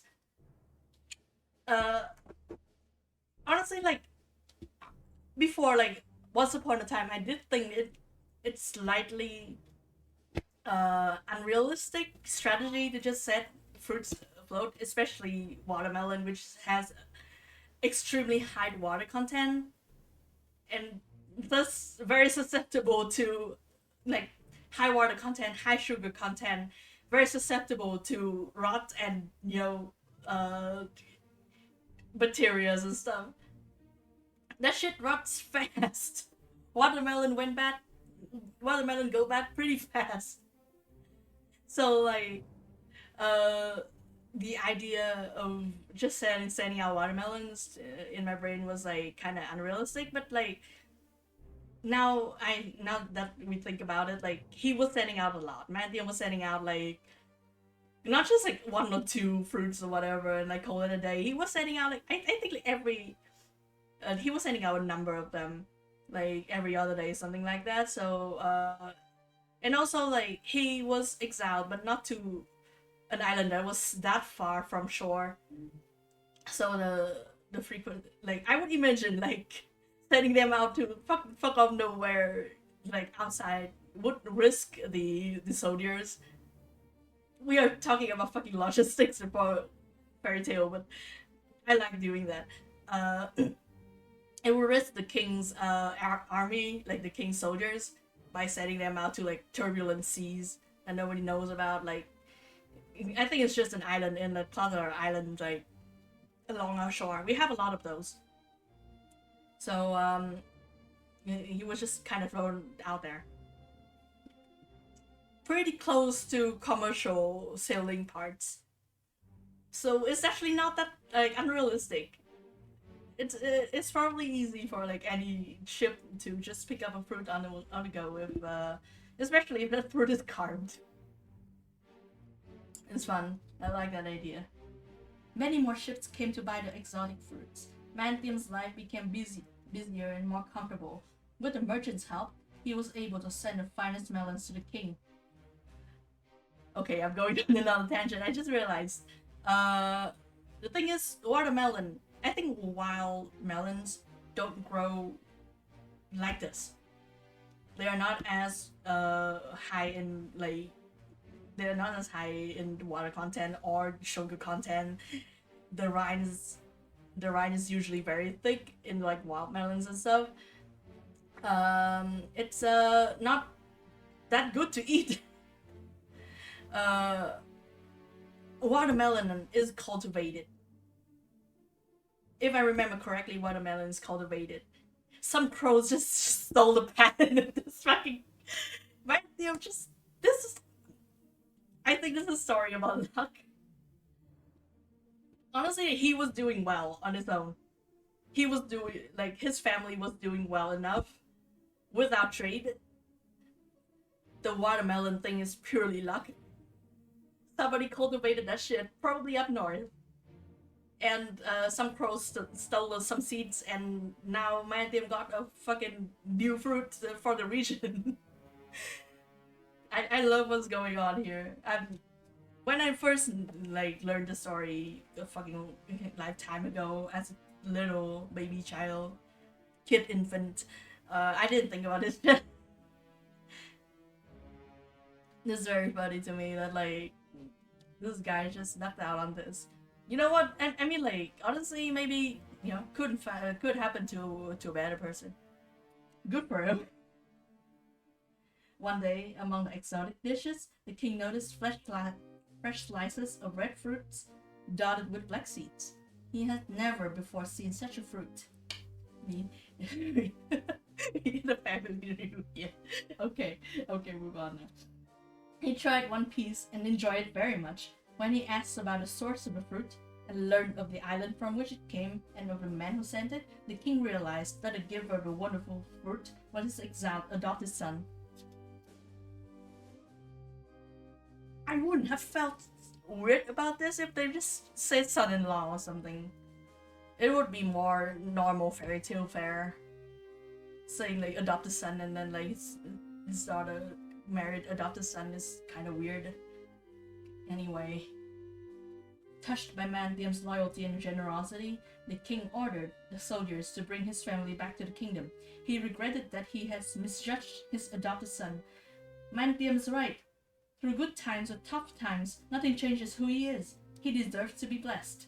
The king proclaimed. Already my tongue is like doing tricks in my mouth. The king proclaimed, since that day, zuho, or watermelons, were planted throughout the kingdom to honor Mantium. No, I think they're just planted because they're good to eat. But yeah, it's just kind of become a common wisdom thing that like zuho came to Vietnam through Mantium. A guy from literally the mythological king's time. I like that. Zuho has a very specific soil that you plant them on. Also, my not exactly family, neighbors rather, but like that whole village had something to do with each other one way or another. My dad's from a village on my family's old place on my dad's side. Also used to plant a number of things, watermelons included, and I remember them growing on very specific soil. So the fact that like I think they were probably planted inland first. The fact that they were brought from inland to an island by birds and then got resold back to the inland from a different place from the island is awesome to me. This whole thing is that like it's a very that's a story vibe to it. I think it's cute though. I do think it's one of the cuter myths. Is a good one. So now you know where watermelon comes from in Vietnam. comes from some birds and a guy who got exiled. Back to the table of content once again. They don't have my favorite mythal like the end of the mythological king era. Michou Changhui. I will translate that one day and I will finally read that to you guys one day. Or find an actual translation online or something. That shit is tragedy. That shit is on Damgan's level of like theatrics. It's theater. It's not just like it's not just folktale, it's theater. And I want to do it justice. So I'm gonna try and translate that and read it for you guys in a different time. What should we read? What should we read next? Let's do Taixing Li Tong actually. That was one of the ones that we also got taught in school, which is a very funny move because it got taught like right next to Damgam because it's in the unit of fairy tales and folk tales.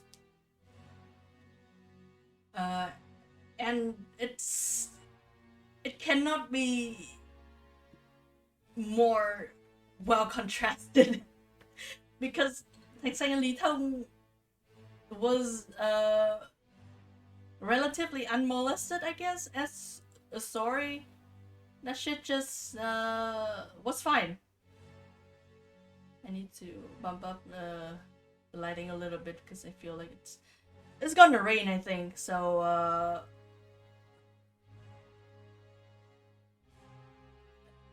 it's gonna be a bit hard to see what the fuck is going on here unless I bring my light out. And I don't want that to do that because that is one more cable that I have to manage. So I'm just gonna fiddle with the as well with the lighting on the camera. Taixing Li Tong. Yeah, this one got into the textbook like basically unedited. Like all of the events and stuff in the stories were in the story was pretty much preserved in the textbook version. Damgam got fucking shot to put the entire third act. So well, we got a snake. Oh, this is that channel. Did I fucking read that? Did I fucking mix up the lines again? Yeah, I did. Wow. Okay. There it is. I thought it was like, wow, that's a snake. If I remember correctly, Taixing Li Tong technically also has a snake, which is Li Tong, so not that far in my brain. So I was like, okay, that checked. Until I read the actual title. The story of Taixing Li Tong. Long ago, there lived a young boy named Taixing. He worked hard alongside his parents, harvesting rice in the fields and chopping woods in the forest. Despite all of their hard work, the family remained very poor. Then, when Taixing was in his teens, his parents passed away. That's the life under a king, baby. That's also a life under capitalism. You have to have luck, otherwise you're not prospering ever. After selling his home and household goods to pay for his parents' funeral. The whole funeral being very expensive thing is a later thing. Like, by colonial time, like French colonial time, is like already well known that if you're poor, you don't die. If you're poor, your family members better stay the fuck alive, because a funeral is basically a vulture siren. A funeral, usually in a village, you have to have a funeral if somebody in your family dies, and you have to invite all of the fucking villages, all of the elders, every fucking body, and you have to treat them to meals. You have to make the whole thing, and that means a lot of costs going on for this. It's everybody wants their family member, their loved ones to have a good resting place, have a proper rights to send them to the other side. Want them to have good clothes and stuff to wear on the way. Want them to have a little bit of spending money, which is why we still burn all of that for like death date every year. Funeral rites nowadays are actually like, I feel streamlined when it comes to rites and stuff. Back in the day, that shit was lengthy. That shit was very fiddly, very specific, extremely costly, especially if you're already poor.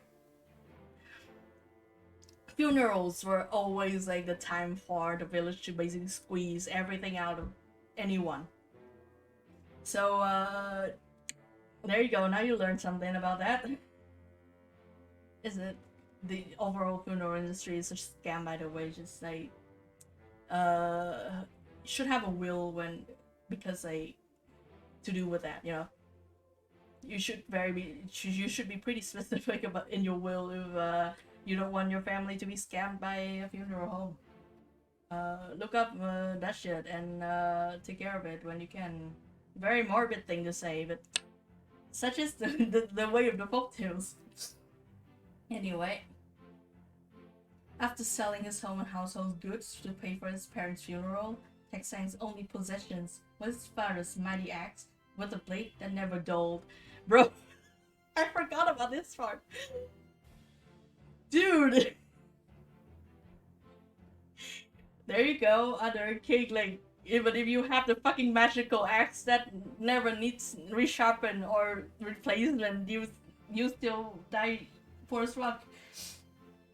He spent his days gathering wood and his nights sleeping under a large banyan tree.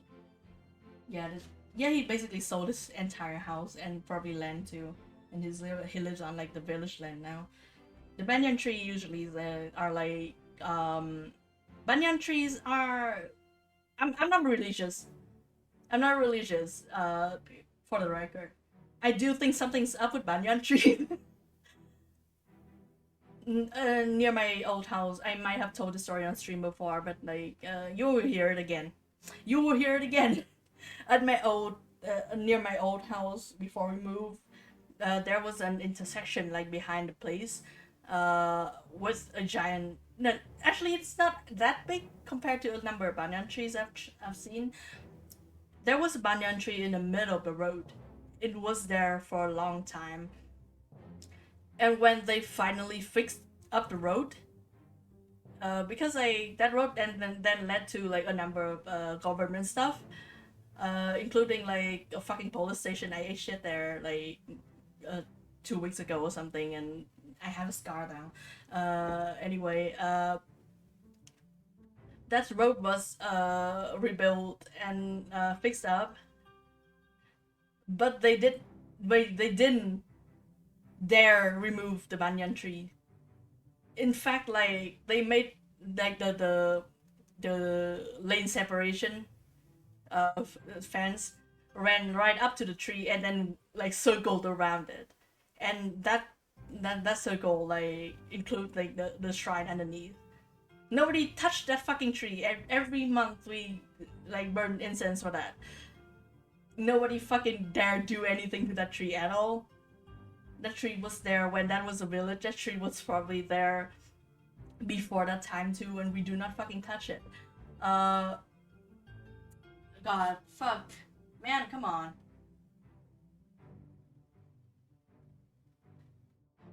I'm fixing the fucking camera thing, bro. What the hell? You know what? I'm gonna reopen you. What do you mean? Marcus Red, do not. Stop giving me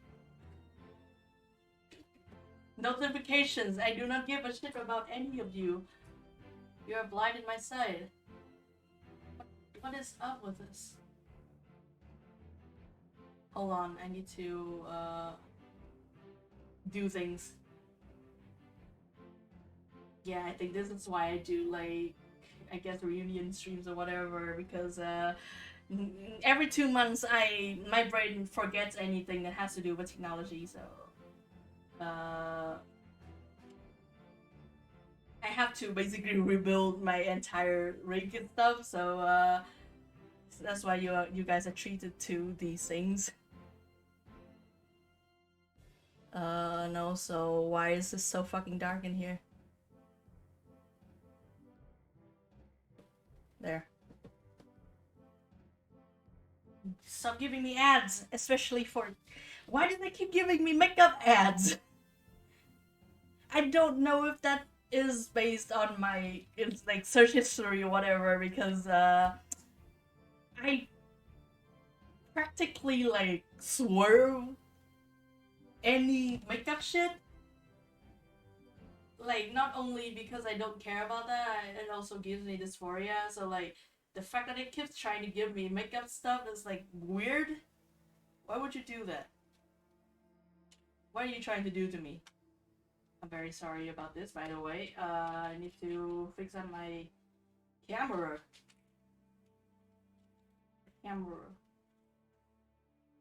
You're lay down. There you go.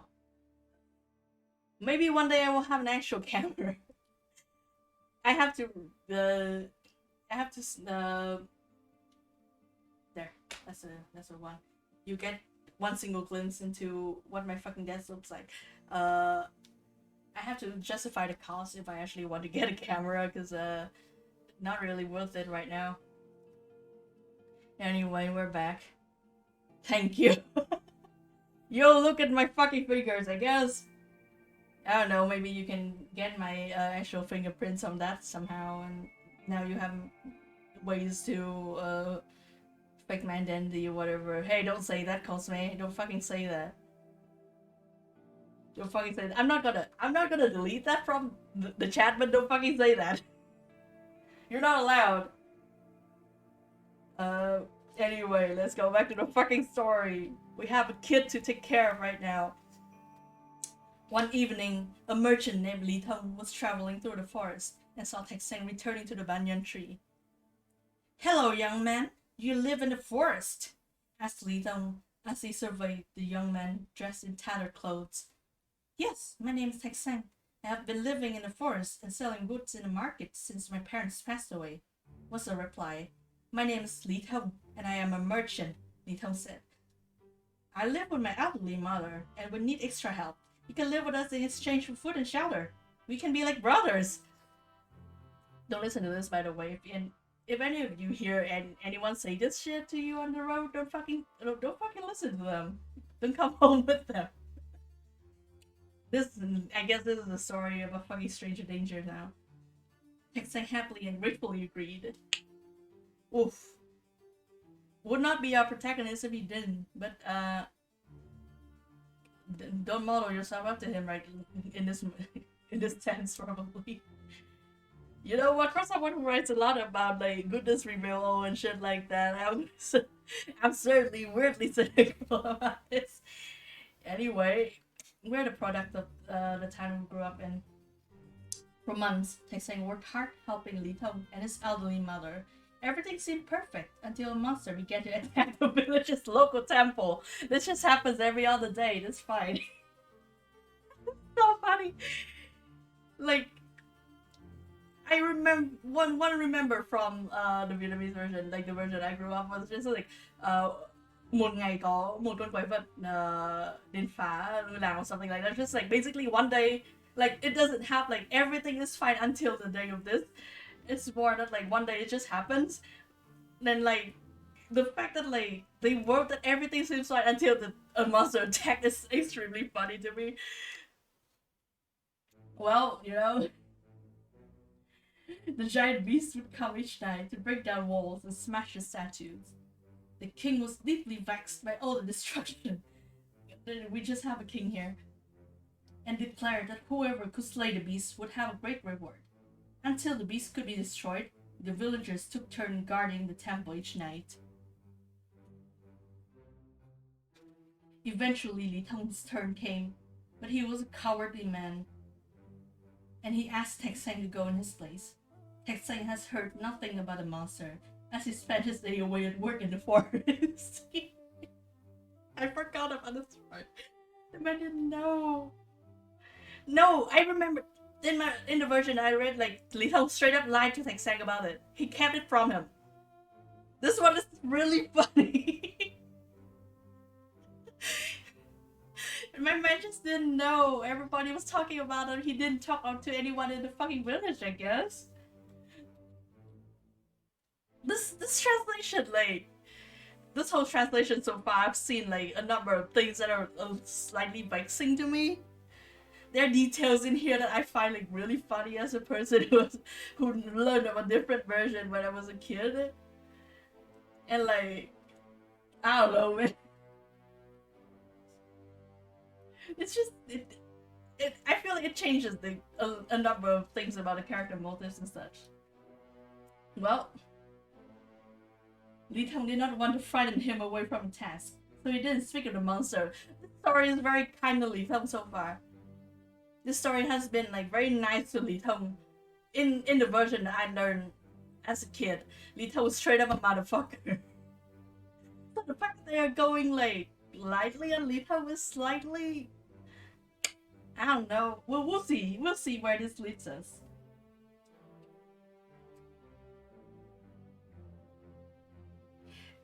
Typo! Anyway, instead he told Li Tong this is supposed to be Tek Seng, I think, that the temple needed to be protected against thieves. Yeah, it's supposed to be Tek Seng. That evening, Tek Seng headed to the temple with his mighty axe. As he sat outside the temple door, he saw a great monster come out of the shadow. The monster was tremendously tall and had two large horns on its head. Without hesitating, Tek Seng swung his mighty axe. The defeated monster toppled to the ground. Tek Seng quickly ran home to tell Li Tong what happened.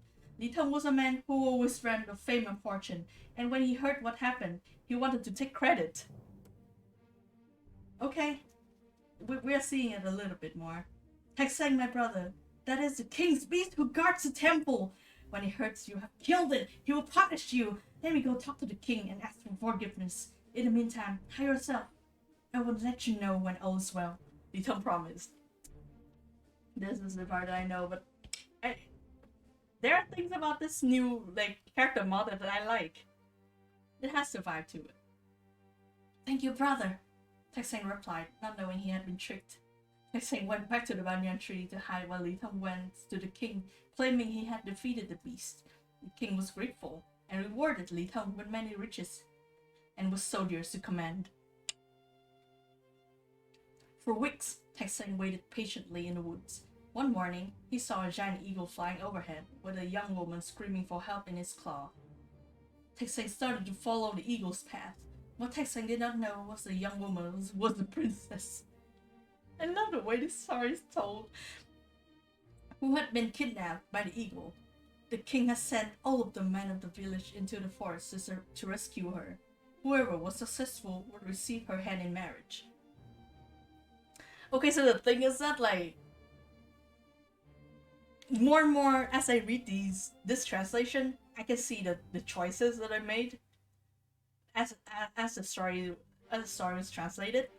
Like, there are literary choices, like narrative choices that were made to like formulate the story in a different way. The fact that Li Tong was like not a motherfucker from the beginning. Like his mean streak was not made clear from the beginning, but only like emerged when a big deed was committed, I guess, done near him, and he had a chance to it.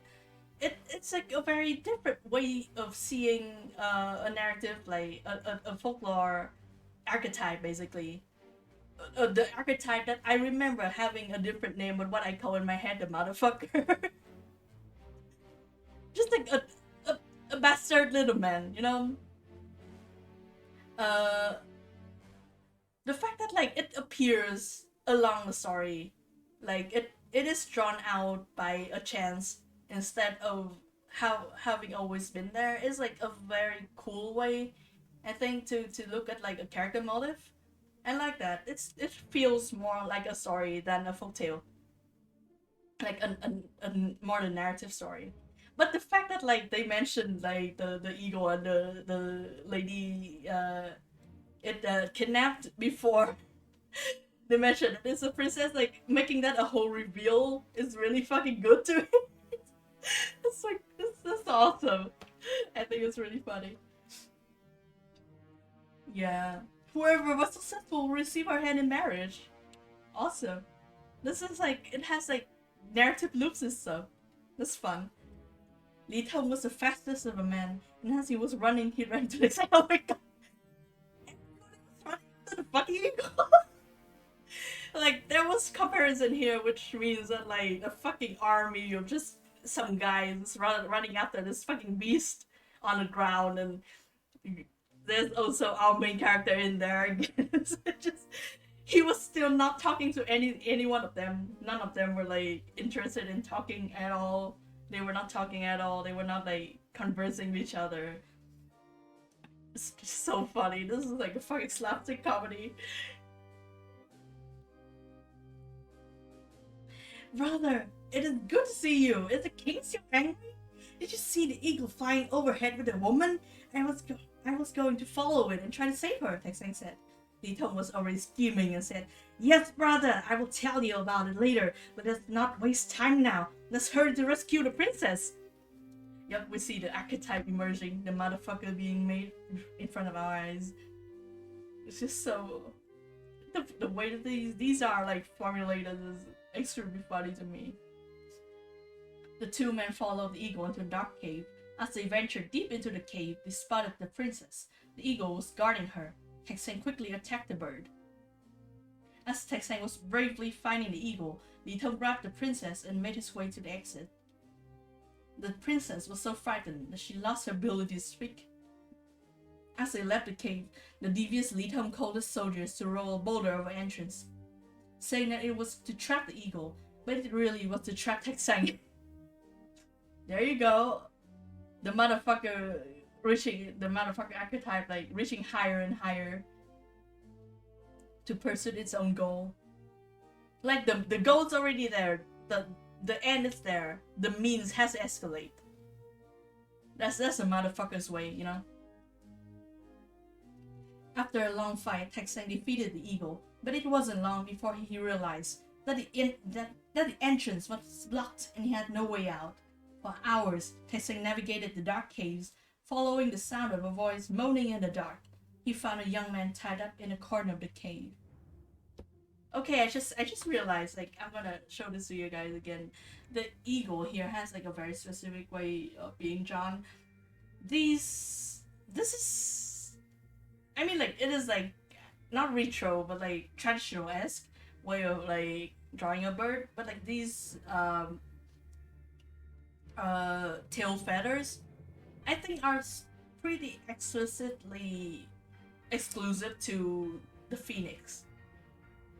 Phượng Hoàng, like not phoenix and Phượng Hoàng are very different birds that just happens to be the same thing when like more like westernized, I guess. Like and also like the head feather here, like the red head feather, is also like very phoenix-esque. The eagle is like a good translation, by the way. Like I don't think we have the same kind of eagles, but like it's a bird of prey. The eagle is a mythological, not even mythological, like a folktale archetype as well. And I think it's colloquial in its nature. Like in ye olden time, any big enough fish would be called gaong, which is like the elder fish. I think would be the good way to translate that. And we do still have like a bit of animal worship, and then and like we have a shrine for elder fishes. But the types of fish themselves are largely conflated. Usually it's like whales, because like usually they are the biggest ones, you know.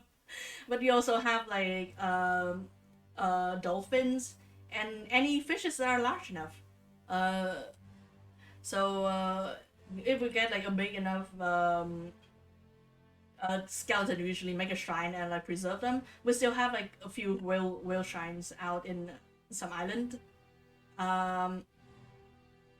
So like the idea of an eagle, I feel like I think like would be is of the same sensibility. Basically, any bird that is large, large enough to like carry a person away, like a monstrously or supernaturally large bird. So that is an archetype of like either the hunter, like a monster, or a magical animal, which is the case in a different folktale of the starfruit tree. In this one, it is like is a monster. This one's just like a large bird that is also a monster. But this drawing is, even though like the color scheme is pretty far away from a phoenix, I feel like it draws a lot from the phoenix, and it's also prosy a little bit. But yeah, it's like, I don't know, there are other ways to draw a bird, Usually like only phoenixes are drawn like this ornate. It's weird to me. I just guess I want to make a note of that on camera or whatever in audio form. I think that's how we're gonna say that. Let's return to the story. We're in the cave with Taek-sang right now. Please help me, the man begged. I am the prince of... Oh, did I fucking... Yeah. Yeah, I skipped a whole sentence, hold on. Following the sound of a voice moaning in the dark, he found a young man tied up in a corner of the cave. This is a setup of something. The way that's phrased in English makes it sound like a setup of a different and an entirely different story. This is normal. It sounds so normal in like Vietnamese to me. Roman. Please help me, the man begged. I am the prince of the sea, and the evil eagle kidnapped me. The evil eagle. That's a bad name. Taek-sang freed the prince, and with his help, pushed at the boulder that kept them captive in the cave. At last, after much pushing, they were free. Thank you for your kindness. Please accept this token of my gratitude, the prince said as he handed Taek-sang a small wooden flute. There we go. That was the one. Taek-sang thanked his new friend and made his way back to the palace. Meanwhile, at the palace, the king was overjoyed that his daughter has been rescued, but he was puzzled by her inability to speak. Li Tong, you saved my daughter. As I promised, she will be your wife. But first, you must find a doctor to help her regain her voice. Then I can give you your wedding, the king said. As Li Tong left the palace, he saw Taek-sang approaching and was afraid the truth would come out. Guards, arrest this man! He helped the eagle kidnap the princess! Li Tong cried. Continuing the theme of just lying about shit. I need to... Oh, they're taking... YouTube keeps taking my fucking sound away. My tunes. We have it again. Taek-sang was heartbroken by Li Tong's accusation and had no energy to resist the guards. The betrayal scene. I love, because like the sensibility of this translation is verging into modern storytelling, like a book of a sense of like modern writing, but it never committed to it. So like the scenes like of emotional catharsis, or scene of like emotional climax or whatever, the betrayal scene right here, just kind of flattened. Just kind of got mowed over, even though like we were looking for it because of like the way that the story was structured. Very modern way. There are so many choices made in this translation, choices made in the story that baffled me a little bit, but I treasure them because they're also very funny. This sentence jail cell. Just skip over the entirety part. Just not. We are not getting the emotional climax here at all. As they sat in his jail cell, he started to play a sad tune on his flute. Upon hearing the sweet, mournful notes, the princess began to weep. "Bring me the musician," she pleaded. "I must see him." The king was elated to hear her. Is that how you say that word? Elated? I'm just committing to my pronunciation. Upon hearing, the king was elated to hear her speak and ordered that Taixing be brought to him. "This is the man who truly saved me. Li Tong is a friend," the princess cried, and she told her father the whole story. "Taixing, thank you for your bravery. You are truly a nobleman, and I would be honored if you will marry my daughter," the king said. "Li Tong, you are a scoundrel." I love the scene that the story has been reeled up, and just he's right there, Li Tong's right there. Like, the scene is not built at all. We find out about how anything looks by reading along. So now Li Tong's just here, I guess. "Li Tong, you are a scoundrel. I banish you from the kingdom." Taixing and the princess were married that day and lived a long and happy life together. That's the end of that story. I remember my version was longer, and also Li Tong died. Yeah, in my version, I might have to find that version. This one got censored. This one got a little bit cut out. I'm gonna find that version. The next time, I'm gonna put a pin in there. Put a pin in there.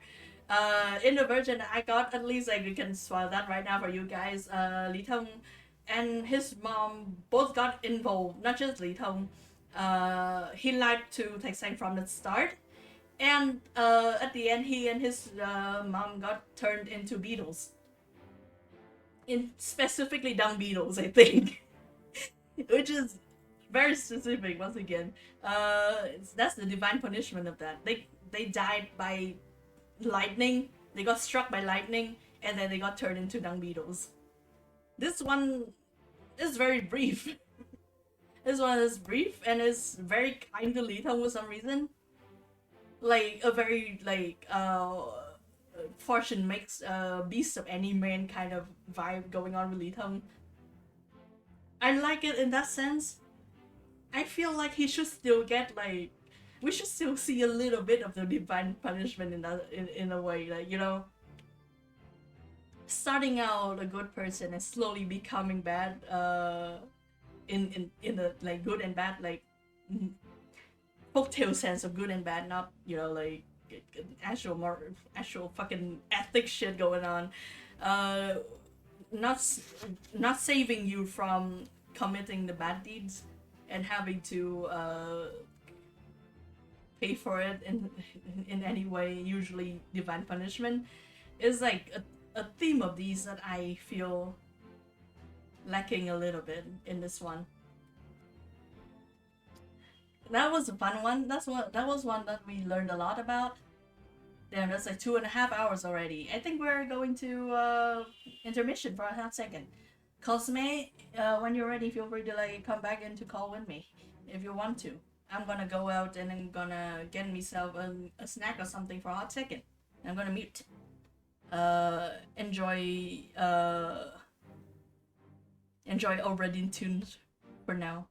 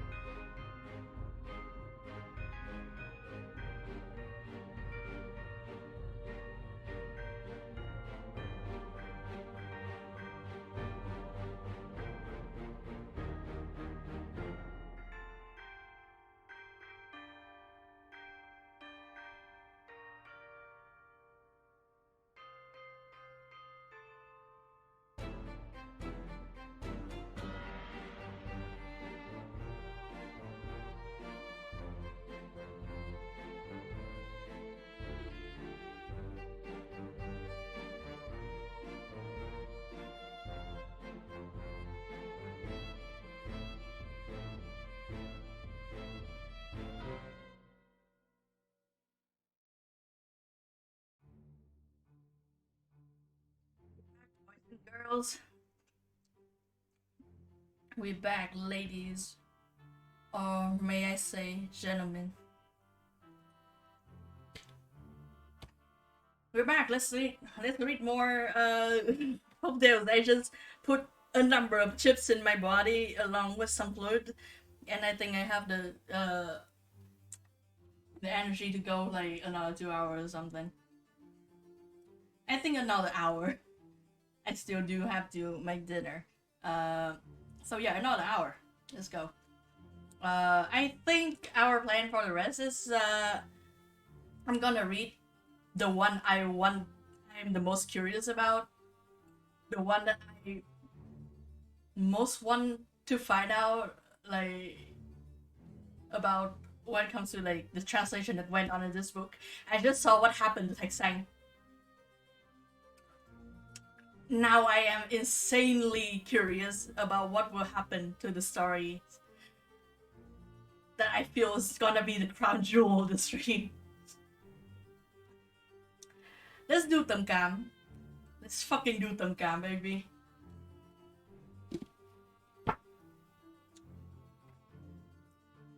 Where's the fucking table of content? Okay, there it is. Why are we dark again? Why are we dark side or whatever?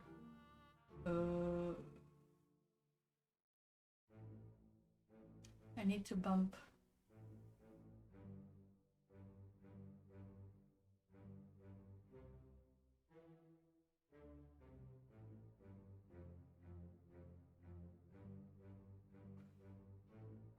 Why is it why is it dark? It's fucking dark outside, idiot. I don't know when it will rain, but there's so much cloud outside right now. Enough light for me to read though, that's fine. The story of Tam Cam. Tam Cam, page 46. Let's find out.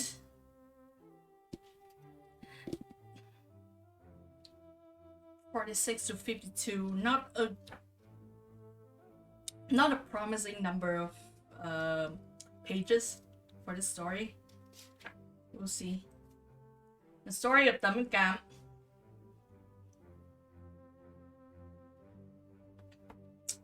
Long ago, in a small village, there lived a sweet, kind young girl named Tam. After her mother died, she and her father lived alone together. But one day, Tam's father married again. His new wife was a widow who also had a young daughter named Cam. For a few years, the four of them lived together peacefully, but when her father passed away, everything changed for Tam.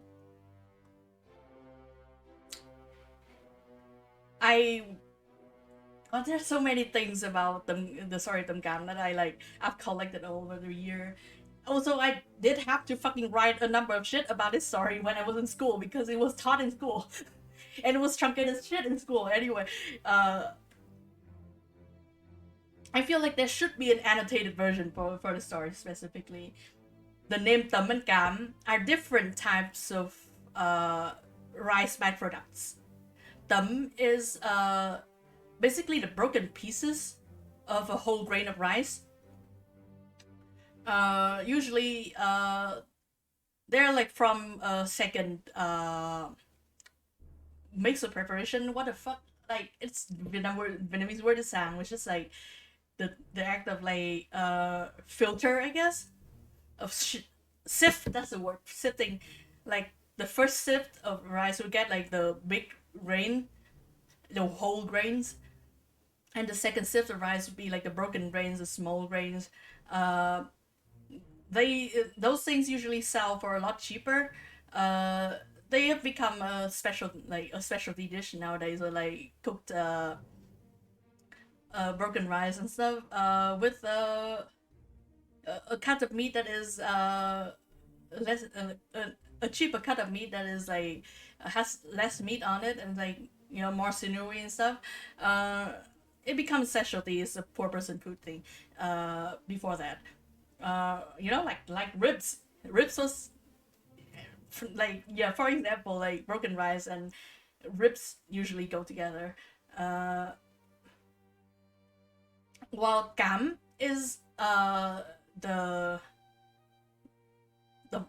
peel layer that is inside the harder layer outside. The harder layer outside is called cho, I think, and the Cam is like the silken peel, like outside of the silken peel, like between the harder layer outside and the grain of rice inside.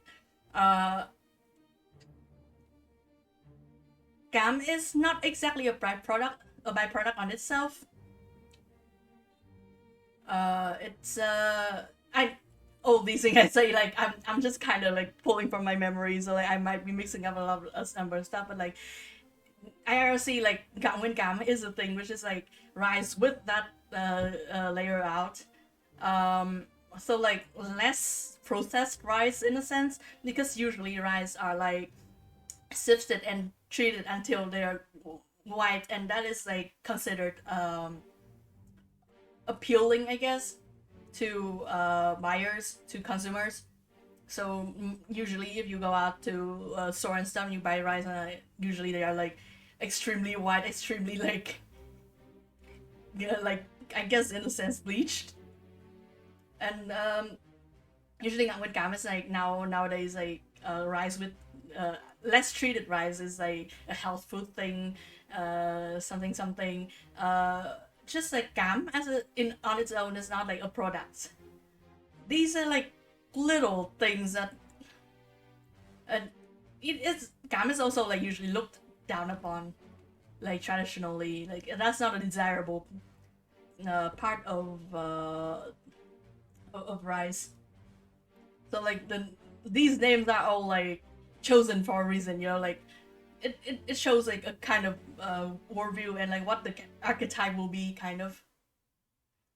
And that's how these things go. God, I would love for a Vietnamese person to come in and like tell me that I'm wrong about all of this shit. Listen, it's been a while since the last time I went back to the ancestral place during like harvesting season. I haven't actually touched like just rice off the like off the fucking what's the of the stalk like in a long fucking time. I'm such a silly kid, man. Tấm stepmother, the widow her father married. Tấm stepmother was mean and selfish. She doted on Cam, but ignored and abused poor Tấm. All day long, Tấm watered the manioc root and harvested golden yams. Yams. That's how you say that. Golden yams. While Cam chased butterflies and picked wildflowers. Manioc root? I've never heard this word in English before.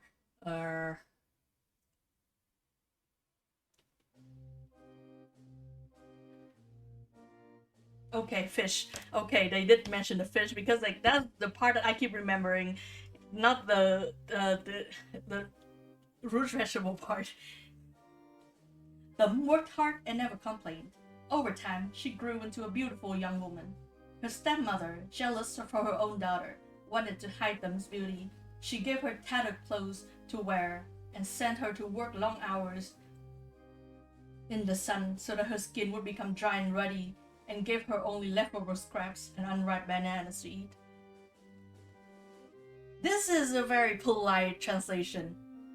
When you send somebody out into the sun to work, usually it means like they get their skin darkens. Because the fairy tale standard beauty is that they have very pale skin despite extraneous circumstances, and they have very thick hair, and it's all the marking of somebody who has never worked a day in their life, even though usually they also are of the archetypes that work very hard. It's a whole thing. It's a colorism, baby. So like this translation is very polite about that. Like it makes her skin worse, you know, it makes her skin dry and ruddy, like it makes her look ashy or whatever. It's usually it's just mean that it makes her darker, that's it. There you go. I don't shy away from that shit.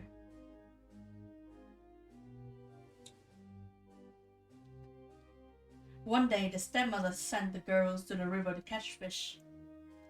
Fish! Also colloquial. I mean, obviously, because it isn't actually like that important. In the version that I grew up with, the thing that they are there to catch is specifically shrimplets, very tiny like river shrimps or field shrimps. I have a bag of that. Like the family has a bag of that, like in our cupboard right now. Dried shrimplets, like tiny fucking shrimps, smaller than the tip of your fingers. I like them because like they're very good to they're good for stock, and they are very fun to eat because they like when you fry them, like you roast them dry and add like fish sauce and a little bit of sugar, and like you squeeze lime on top of that too. It's just basically this kind of snack shit. It's a very common thing here, at least like to wetland and field workers, and my family, my dad's side is a still work field, so we have a lot of that. Also, my family, my dad's side, like we live in a seaside town, so even more of that. So fish here is like obviously it gets a point across. It doesn't fucking matter in the story. It is the colloquial thing of it, but specifically I mentioned shrimplets because they are also a peasant delicacy. Basically, they are usually like rich people don't eat shrimplets. Nowadays they do because yeah, just traditionally it's not really considered like a good nutritious food or something like that because like it's mostly peel.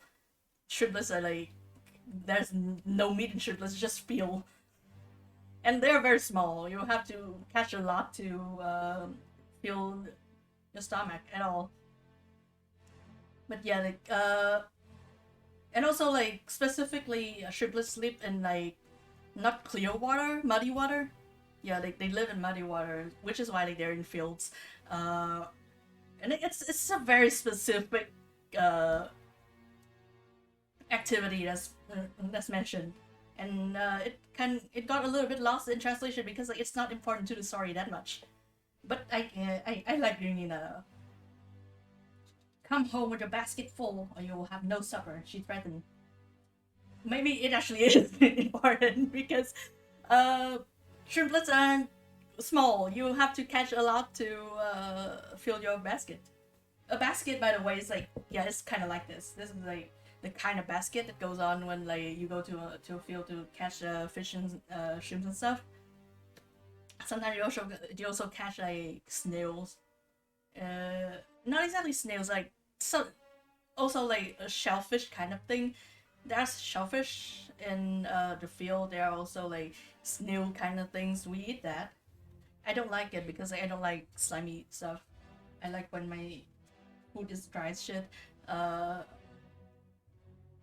But like that's also something that you can catch in the field as well. The girls ran to the river, and as usual, them worked hard while Cam basked in the sun. Several hours later, Thum's basket was full of fish, and Cam's was empty. Cam was just as mean-spirited as her mother and said to them, "Sister, your hair is so dirty. You should go wash it before we come home, or else mother will be angry." When Thumb went to the water to wash her hair, Cam quickly dumped all of Thumb's fish into her own basket and hurried home. When Thumb returned and saw her empty basket, she wept because she knew she would be punished. Yeah, so actually, like, the shrimplet thing has to do with, like, the fact that she spent hours in the field to fill a basket is because they're small, and if you were thinking of fishes and stuff, then it would, like, sound like that's a lot of effort for something easy, but it's not. Oh, this is a depiction for sure. Suddenly, a beautiful fairy appeared before her. "Don't cry, child, but look in your basket. See this little fish? Look after it, and only good things will come to you." Thumb looked into a basket and saw a little orange fish. Once again, very colloquial way of translating this now. She named him Bone and kept him in a little pond in the yard, secretly bringing him a few grains of rice each day. For weeks, Thumb would call out, "Bone, come and eat," and little Bone would come up and eagerly eat his rice. Thumb was happy to have a new friend. Okay, so once again, specific thing that got kind of lost in translation here. The Bone is actually just like a type of fish that lives in a field. Also have a fucking top of them like dry roasted. I love them. They're like snacks to me. They are very small. They are like this long. Very very small fish. It's like a whole species, or like a type of fish, because I don't think like scientifically they're a species, or there might be a number of species under that name. But yeah, like gabong is like just a type of fish that lives in a field. Like in the translation here, it has shifted. It has been shifted to that her like the naming the fish bone to like kind of, I guess, like preserve the rhyme here, even though like they also couldn't keep the rhyme is a thing.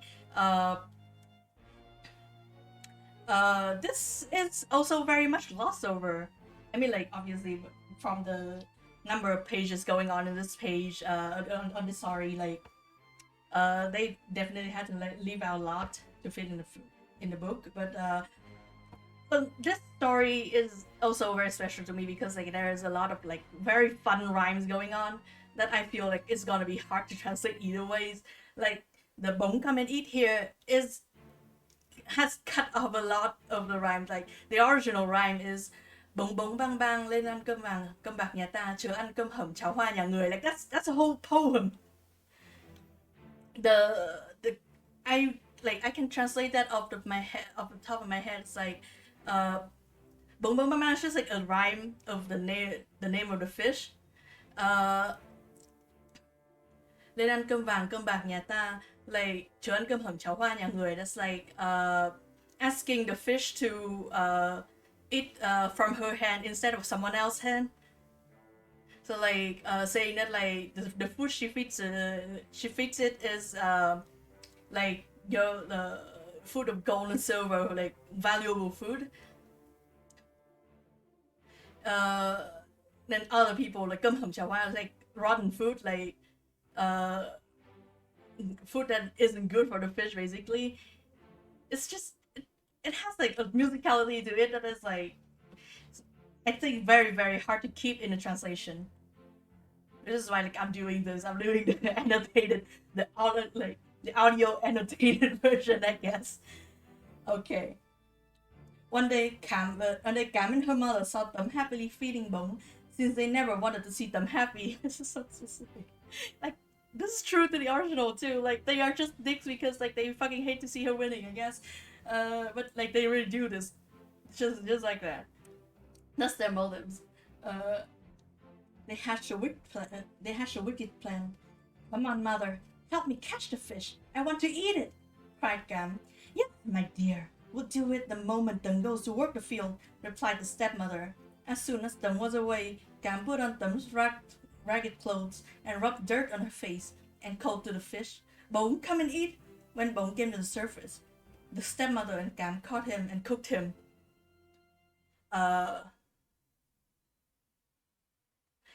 Yeah, I've like the previous part too, like when Cam swapped her basket for Deng's or like basically like no swap the content rather. There was like a specific thing Cam told them. Yeah, like the hair is so dirty. Like I remember it's like being a rhyme as well, but I can't recall it right now. I might look it up. Not right now though, maybe. Well, when Tấm came home, she called out to her friend, Bông, come and eat. But Bông did not come. Tấm looked around and saw fish bones in the pond and sadly realized what has happened. Keep thinking now, I just realized that like they roast the fucking fish right next to the pond. Oh yeah, it wasn't a pond in the version that I learned. It was like, it was a well. It was not a pond, it was a well. That's why like it is like right next to the house. They dug a well and like that's where they get like water for their usual daily lives. A pond is a communal thing. You don't directly own a pond until capitalism becomes a thing. Only gods own the ponds. So like the fact that they translate it as a pond is a choice because like translating as a well isn't that like like choosing pond over well is a choice. Either that or like they just learned it as pond from the beginning because who knows, maybe that is the version that they learned in Vietnamese as well. Still like it's something to me. She carefully buried the bones and said farewell to Bông. Few days later, Tấm found a beautiful pair of red velvet embroidered shoes where Bông bone has been buried. She knew they must have been a gift from Bông and the fairy. Tấm was overjoyed. Never before had she owned anything so beautiful. She carefully tucked the shoes in her shirt pocket. Whenever she was alone in the field, safe from eyes of others, she would put them on and imagine a happier life. Wow, this is like an entirely different version. I'm actually going to tell. I'm gonna finish this part and then. No. I think like that here is like the end of this arc now. It's I guess a little bit more emotionally realistic, I guess, but it's so much less exciting than the version I learned. In the version that I learned, the most mourning her fish friends next to the well, and I guess the fairy, because like this version also use a fairy, like in the original version is like a sprite or basically Buddha, because Buddha has also become an archetype of like, you know, like a divine intervention basically. uh I guess I can just like divine intervention came up and told her to uh bury, to like put Bong's ashes into 4 different jars to bury at 4 different corners of her bed, like under the feet of her bed, and after like, and then like I guess festival, a village festival came up, and Cam and the stepmother bought like beautiful clothes to wear to the festival, while Dum obviously didn't get anything like that, so she was crying again, and divine intervention came up again and told her to dig up the jars that she buried under the bed, and from the jars she pulled out, from the first jar she pulled out a beautiful set of clothes. From a second jar she pulled out a beautiful headwear. From a third jar she pulled out an entire horse. I think, if I remember correctly, it's like a horse and like a palanquin. And then from the last she pulled out a beautiful pair of shoes, which is like the thing here. This type of shoe specifically is called high. They're still like they're like pictures of that. Also, I do think that high is like a modern adaptation thing. Modern as in like relatively from later dynasty, because I don't think it was known as that before. Not entirely sure. I might be like entirely wrong on this one specifically. Just that's what I remember. But yeah, high is like a specific type of shoes. And this IRC this depiction is like pretty close to what they are.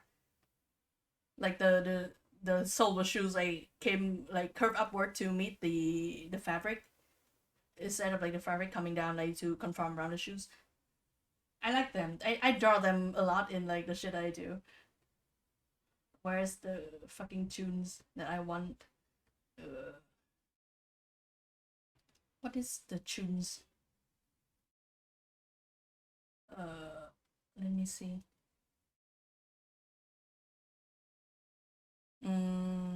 This.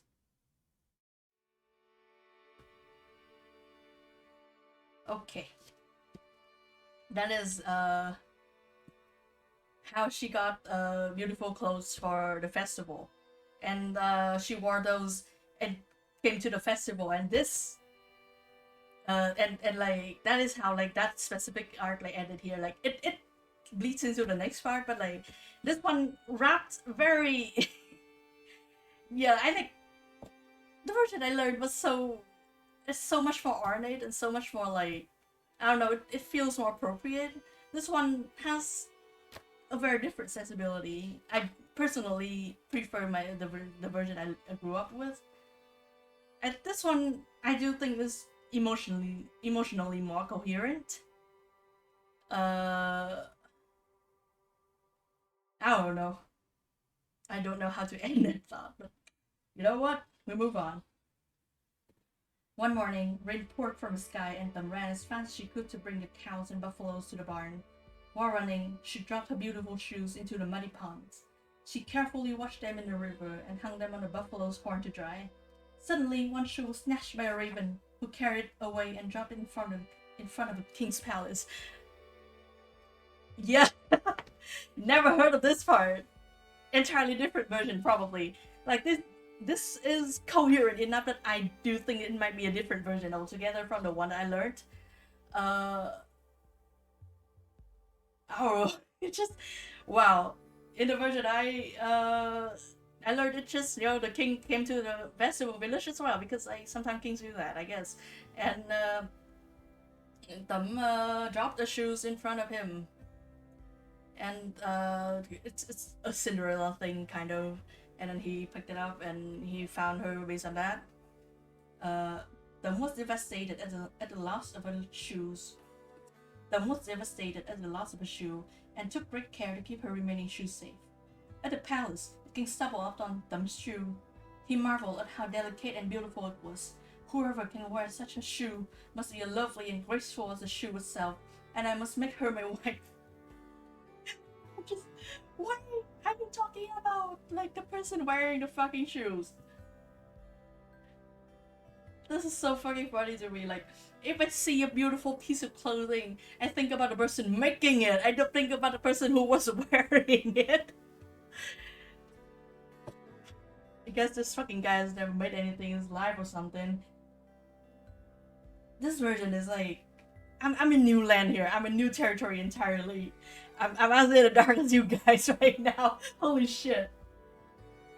That's fun. We must forge on, I guess, he exclaimed.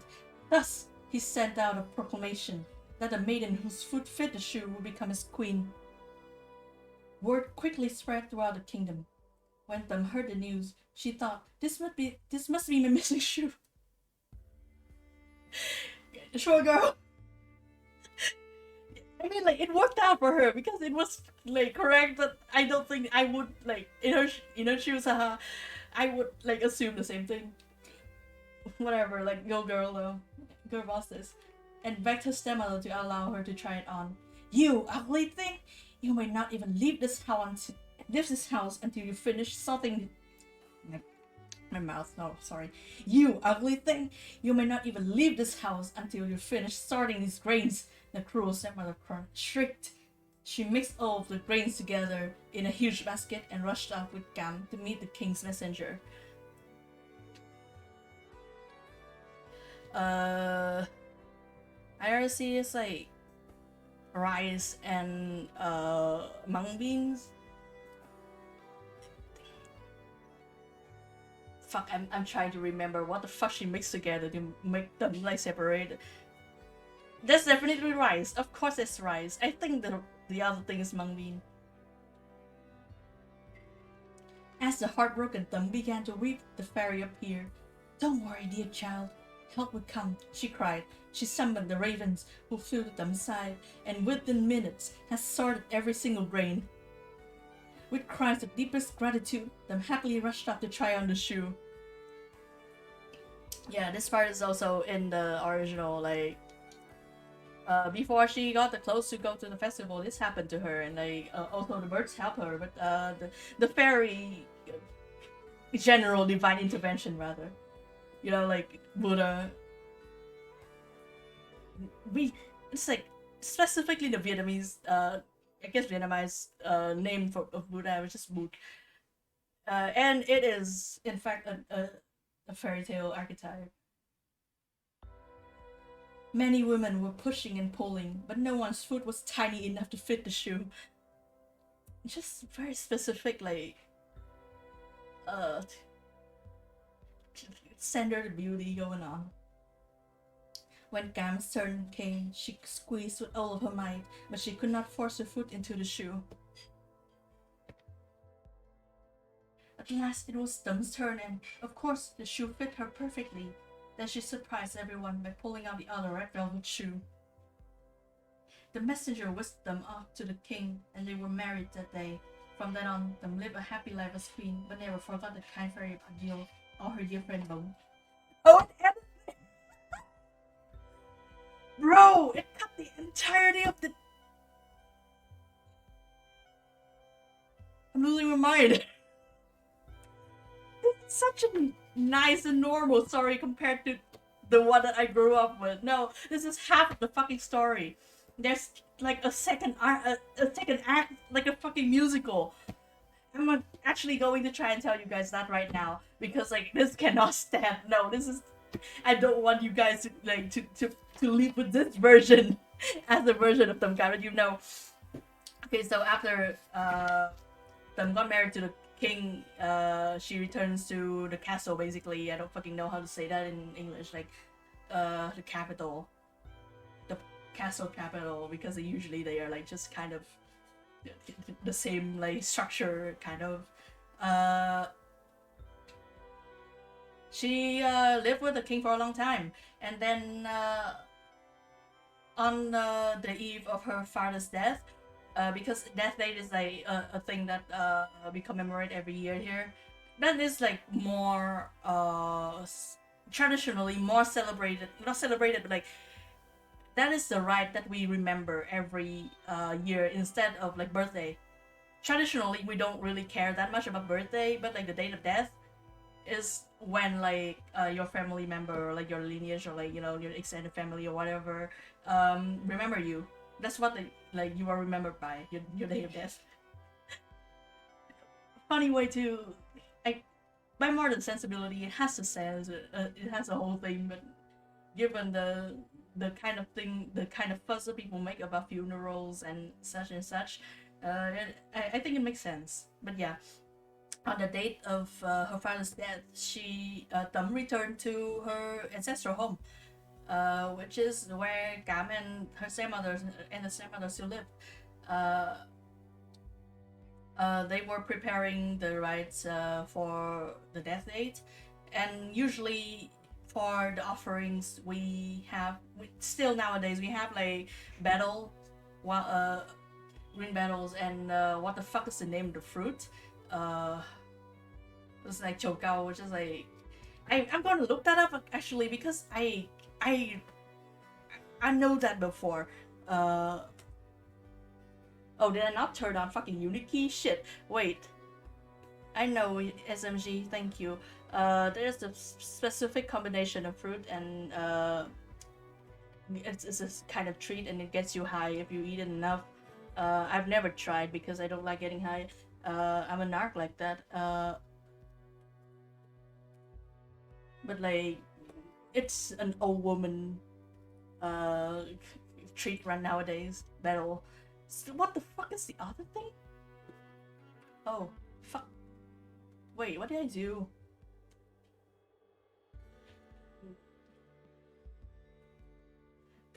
Man, I hope this reads as Vietnamese too. Oh my god, oh my god. Paul? Not exactly. Battle nut? Huh. Anyway, I don't think I'm getting like the good answer right now.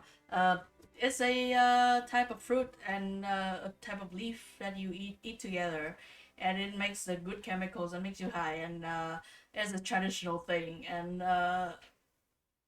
usually it can be prepared. It can be prepared very ornately, like you cut the leaves up and you reweave it into animal shapes. A very specific kind of like a very specific form of presentation for that is phoenix wing weaving. That makes like the battle leaf looks like the wing of a phoenix. I have never actually seen a recreation of that, but it is mentioned in the story. But yeah, that is a very traditional offering for almost any kind of spiritual like commemoration or celebration or ritual, stuff like that. Anything has to do with a shrine, you have like a set of that. And the fruit of that grows on a usually very tall tree, and a very tall and sparsely branched tree, a palm tree. You know how palms look like, and this one is like in the family. It is very tall. It has no lower leaves until like a certain height, and apparently Tam can climb that shit. And when she returned to her ancestral home to prepare her father's deathbed ritual, Gam and the stepmother conspired to ask her to climb the tree to get the fruit for the set. And while she's high up, they use I don't know why, like specifically they specify a fucking knife for it, but like they use a butcher knife to carve to chop the tree, and fell to her death. While the king was mourning his wife, Gam sent herself, her mother sent her to the capital, to the king, basically presenting herself as a replacement for them. That is a bit of a thing back then, but usually they don't, they don't conspire like this. And the king like took her as wife due to the traditions and stuff, and Gam became the queen. But still, even with the new wife, by rights, not exactly by love, the king still mourned his old wife and still loved her with his whole heart.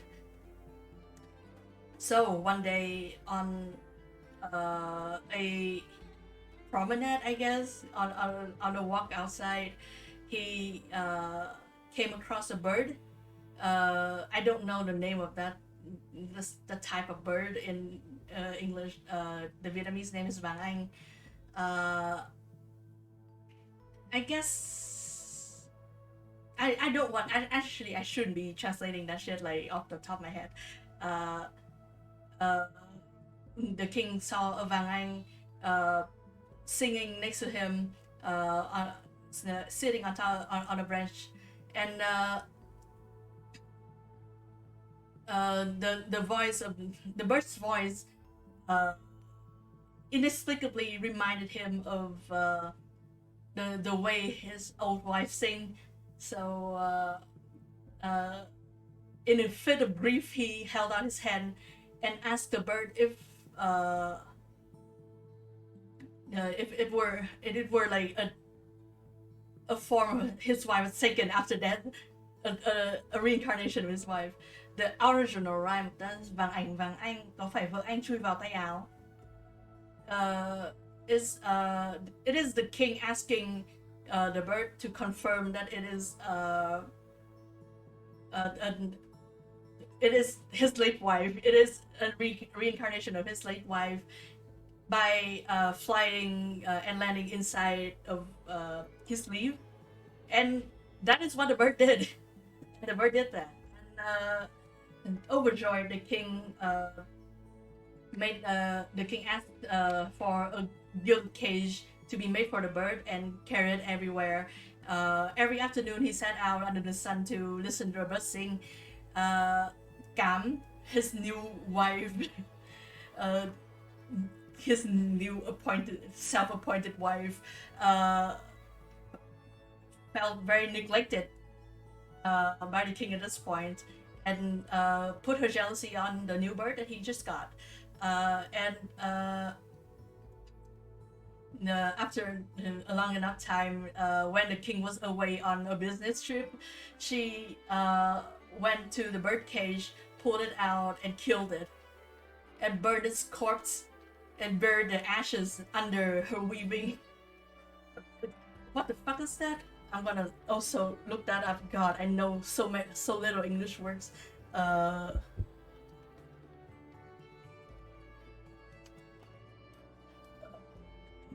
don't know how to say the thing that you use to weave stuff in English.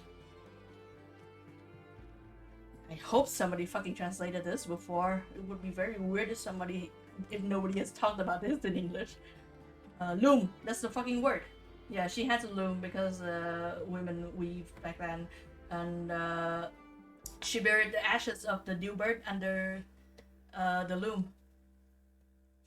When the king got home, she told him that the bird was eaten by a cat, and he grieved his late wife anew, while Gam slept very well that night.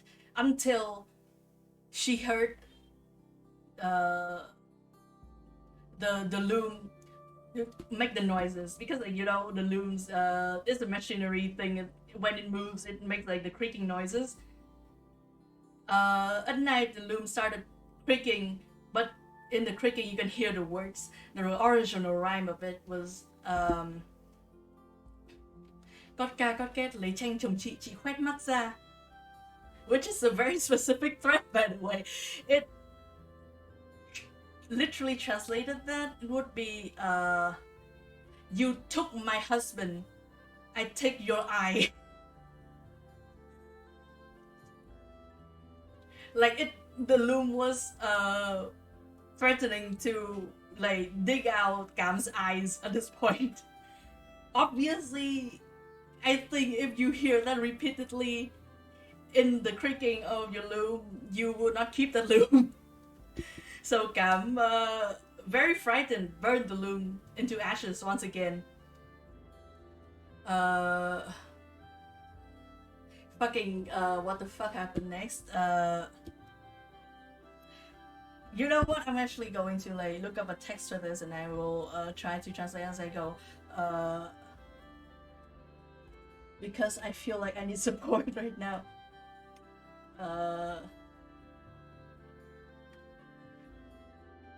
There's a Wikipedia for Tầm Cảm. Nice.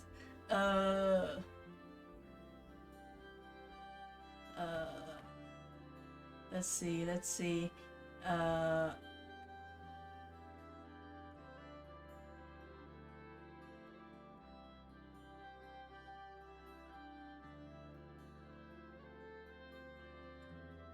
Okay.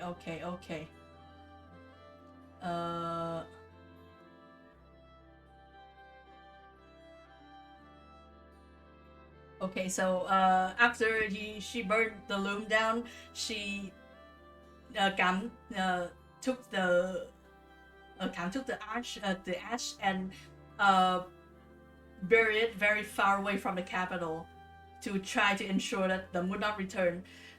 She buried under a tree that usually grows.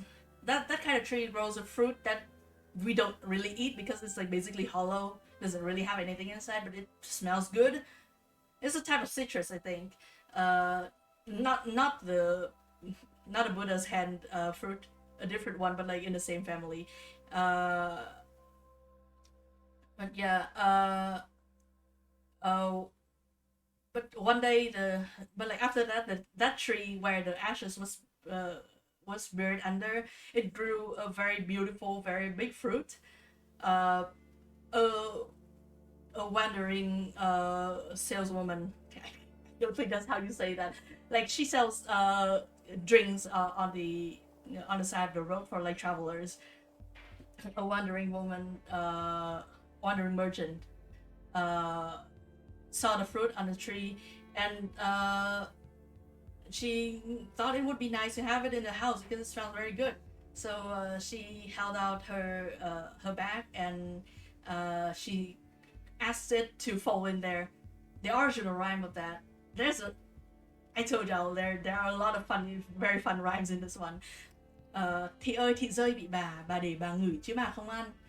Like asking the fruit to fall into her bag with the promise that she would not eat it. She would just keep it like to display in the house and like let it like just smell nice in the house. And the fruit did that. And the fruit fell into her bag, seemingly of its own will, I guess. And she brought it home. And after a while, instead of wilting and like rotting, the fruit broke apart. The peel like broke apart to reveal a beautiful girl. The merchant, the wandering merchant, took her, adopted her, and they lived as mother and daughter for a while. And she helped her with her, I guess, pop-up shop. God. I'm such a fucking silly kid. Like her wandering stand, her drink stand, like other side of the road. She made that the set of fruit and leaf that I was bringing up before, the meadow leaf and I guess meadow nut. And she made it and she weaved the leaf in a very specific in a very specific way known as phoenix wing, and that is served that was served next to the old woman's drinks at the stand. The king, after a long time of mourning his late wife and not caring about his new wife, went on another business trip, and came across the old woman's stand, and seeing the tree weaved in such a specific way that he realized he has only seen done by his wife. He grabbed the old woman and asked her ardently to show him the person who did this, the person who made the street. And the old woman brought him back to her home and showed him her new adopted daughter who came out of the fruit. And the king recognizes them on sight, and not to waste a blessing from the heavens, he asked her to come back with him to the palace and marry her anew. And so that's how Tấm and that's how Tấm returned to become queen. Cam, upon the return of the rightful queen, I guess, became she didn't get like thrown away because kings just had like a number of wives back then. That's just normal, I guess. But she became very jealous, obviously, because Tấm has now returned, and in Cam's eye, Tấm has become like so much more beautiful, so much more full of vitality. Oh, hello, Shrimp. Welcome on stream. I'm telling the crown jewel story of the stream. We are like basically at the end of the story, probably right before the scariest, I guess, part. But yeah, and Cam being so jealous of Tấm, but now unable to do anything because like Cam is in the Tấm domain now, you know, like at the palace. Tấm was there first. Tấm lived that life for longer, and also like Cam can't really do the kind of shit that she has done before now. She could only ask them, why are you now so beautiful? What has you done to like to enhance your beauty as such? Like basically like sucking up to Tấm. And Tấm, not fucking playing around anymore, smiled and told Cam, there's a trick that I learned while I was away. Come into the bathtub and stay there, and I will show you. And Cam, not really. I don't know if Cam trusted her dead and revived stepsister. I don't think she did. But not really having any other choice now that she's made that fucking question, came and sat in the bathtub. And Tấm ordered people to boil water and poured it boiling directly into the tub, cooking her stepsister alive. And then, after Cam has died, she ordered for the head to be cut off and left and be put in a jar to marinate. The stepmother, after a time of her daughter not writing anymore, wrote to ask after her daughter. In response, Tấm wrote back, telling her she has sadly passed away. Your daughter has sadly passed away due to an illness. In condolences, please have this small treat from the palace. And send her the jar of the marinated head.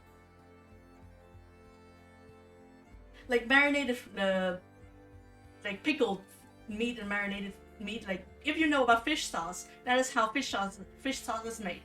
Like you put fish and salt in layers, and then like after a certain time, like it become infused and become like a sauce. This is basically also the same thing, and sometimes you also eat like the carcass, and like the I guess we call it ba or something like that, which is like generally it's just called mum, like any kind of like marinated meat for a long time, and this is what them has been sent to the stepmother, and upon receiving a gift from the palace, she mourned her daughter, but obviously she had to taste it, and it tasted good, and she ate a lot of it, and she ate until the skull at the bottom was revealed.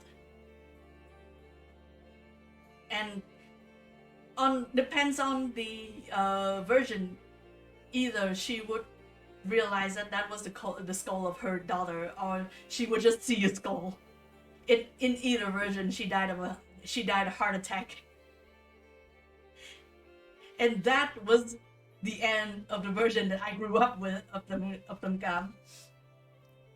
So there you go. You can now understand like how much the version translated here has cut off for various reasons. But I think like you guys should get to know the version I grew up with, the version that has so much affection for. Yep. And I think that is how we are going to cap this stream. Actually, I'm going to show you guys. I don't know if I can like pull up the book from the stack. I'm gonna try actually. This is a fucking. Okay. Don't mind the. I'm going to, for now, turn off the camera for 1 second. While I pull off this fucking book from the stack that I use as a tripod instead of an actual tripod, because I don't have one. Ah, fuck. Shit. Wait. I have this book. Hopefully this still... Okay. The stack is now comparatively shorter, so it may be harder to see what is going on. Oh, don't. Document. C'est quoi? De la quindinha. L'horloger de la comète. L'horloger. The clock maker? IRC? Okay, yeah. Now, return. Zenin Chiu Dai. This is the one that I have been pulling from for a number of Việt stuff that I've done before. This is from, this is an overview of fashions from the second Lê dynasty. I need to check again. Oh, I think it's from Ambi. Oh no, this, yeah, it's okay. It is from the second Lê dynasty, early second Lê dynasty. From the Lê dynasty to the Nguyễn dynasty, which is the last dynasty, a lot has changed, and like we've seen a number of illustrations from that book that I just read to Yao form, and they are, you know, like they have a very it is a colloquial look of you know, like a Vietnamese character. Like you draw a Vietnamese character, you draw them in those garments. Once again, very common for a number of folktale stuff, but I feel like, you know, like character design wise, I guess if you are talking about that, it becomes kind of one note, and also like it brings you out of the fiction a little bit when for example, you're talking about a mythology, like mythical king era, like more than 3,000 years ago, and you see somebody wearing like outfit and stuff that was from the 1800s.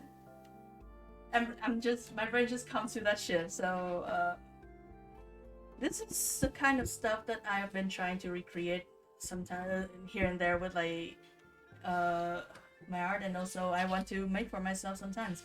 I want a like shortened version of this with like the color coming up here instead, and like I can wear it as like they wear.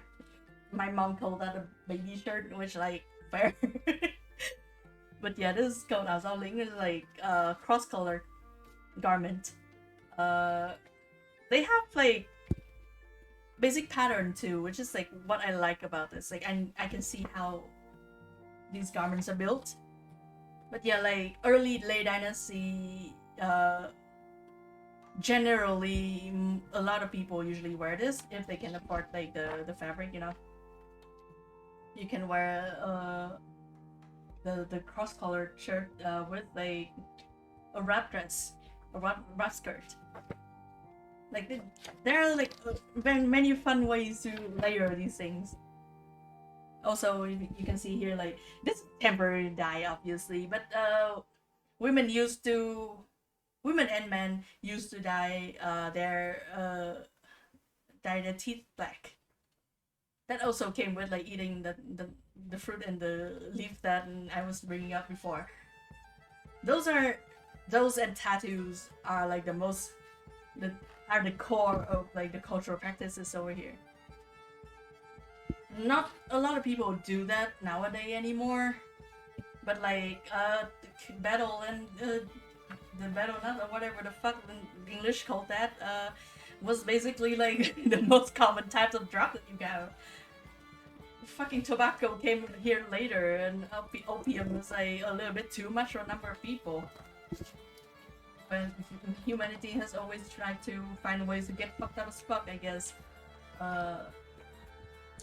Yeah, I'm like leafing through this to show you guys.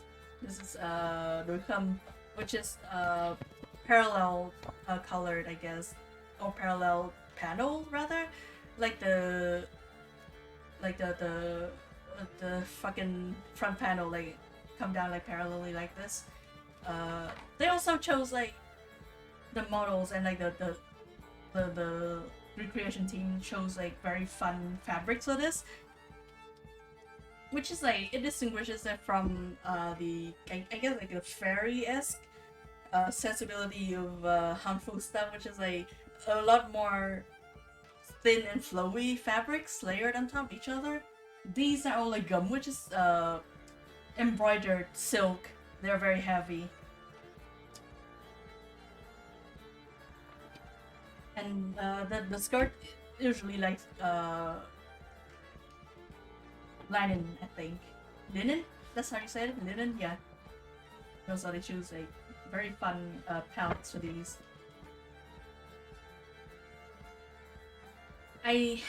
I'm still looking for a specific book that hasn't been back in circulation for a while. I couldn't find it anywhere to buy, which is Ngàn Năm Mua Áo.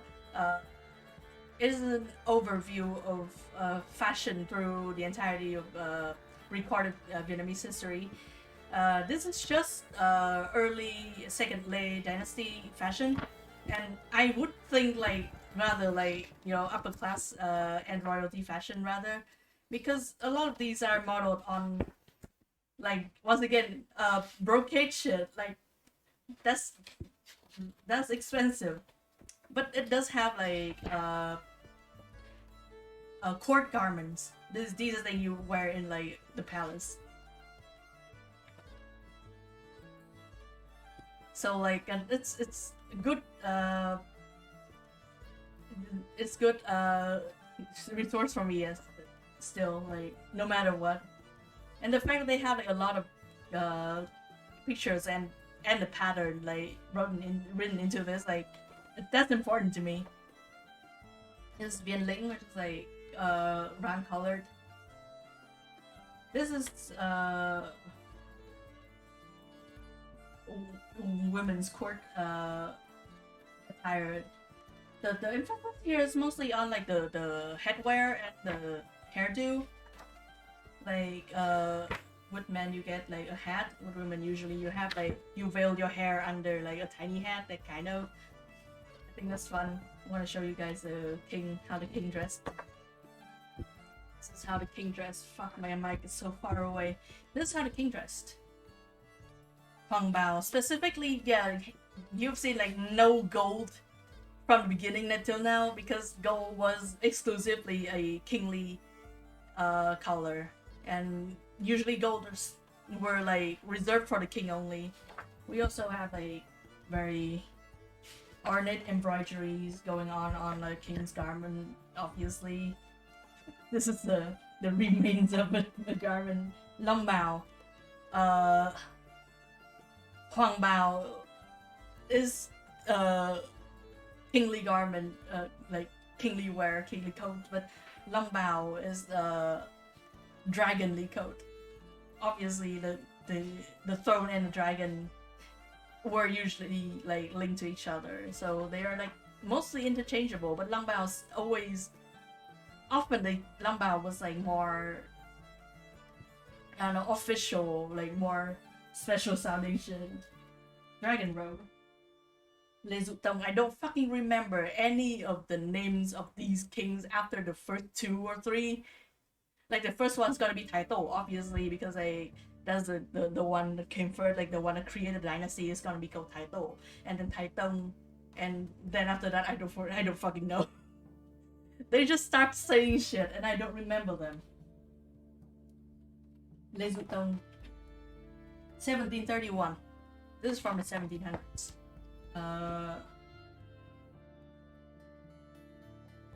Thái Long Thần. These are like from Korea. To like compare, I think. Lý Thần Tông. I don't even know if Lý Thần Tông came before. No, I'm stupid. That's the Lý Dynasty king. Like he obviously came before the second Lý Dynasty king. Yeah, this is from the Nguyễn Dynasty. Bảo Đại is the second to last IRC. There was another king after him, but like basically by this time the king has basically like no power. It's like he's just like a puppet king. I'm reading along. This is how like a king would get like dressed up. This is the undergarment, baby. This is lingerie. This is the lingerie of a king. He has so much padding on him. It's so hard to stab him. Got like the red robe underneath, and then yep. This is like these recreations. Obviously, I think like they have to cut costs on the embroideries. That's why they look like slightly monochrome. Usually, kingly robes have like very pretty and very colorful embroidery, especially like the pattern at the front. Yep.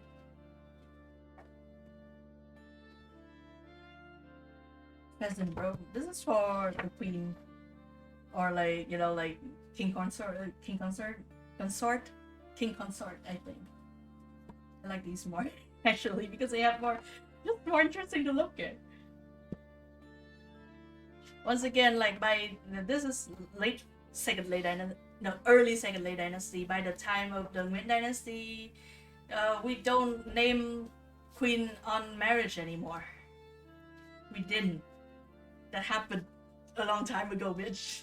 In 1800s, we didn't name queens by marriage anymore. You name queen by the time their her children got named as heir. But yeah, that's the story of today. I'm going to show you guys books again. Thank you for stopping by the stream. I have read you some fairy tales, and I have showed you some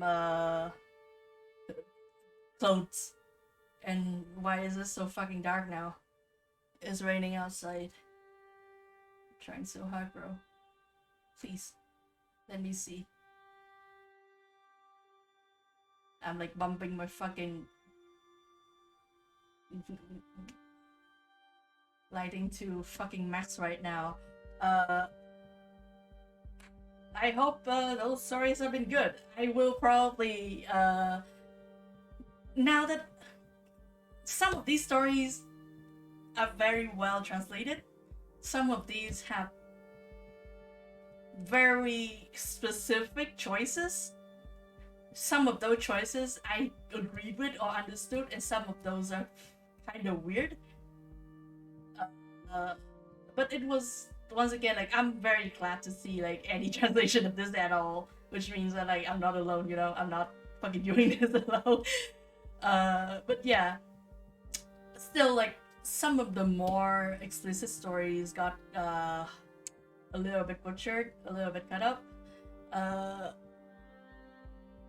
Next time I do this, I might just translate some of these myself.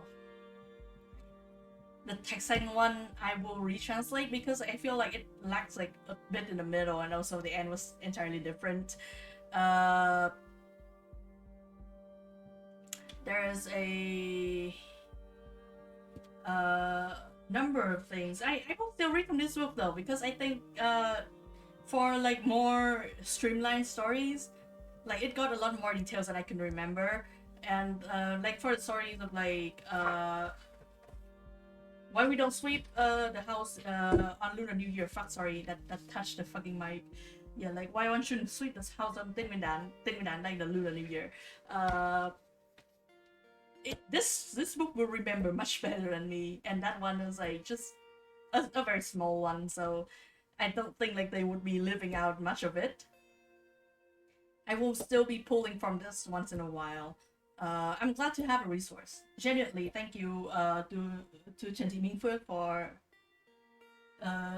translating these. This is really, really good. Also, thank you to the illustrators of the story as well. Nguyễn Thị Hợp and Nguyễn either Đông or Đông. And this was an interesting book. And hey, I'm glad to be here again. I'm glad to be out of my cage and doing just fine again. Hope those stories were fun for you guys. Hope if I hadn't managed to give you a good time nap, that's very nice. And I hope you're doing well. My schedule in the future will still be a little bit spotty. I think I'm okay.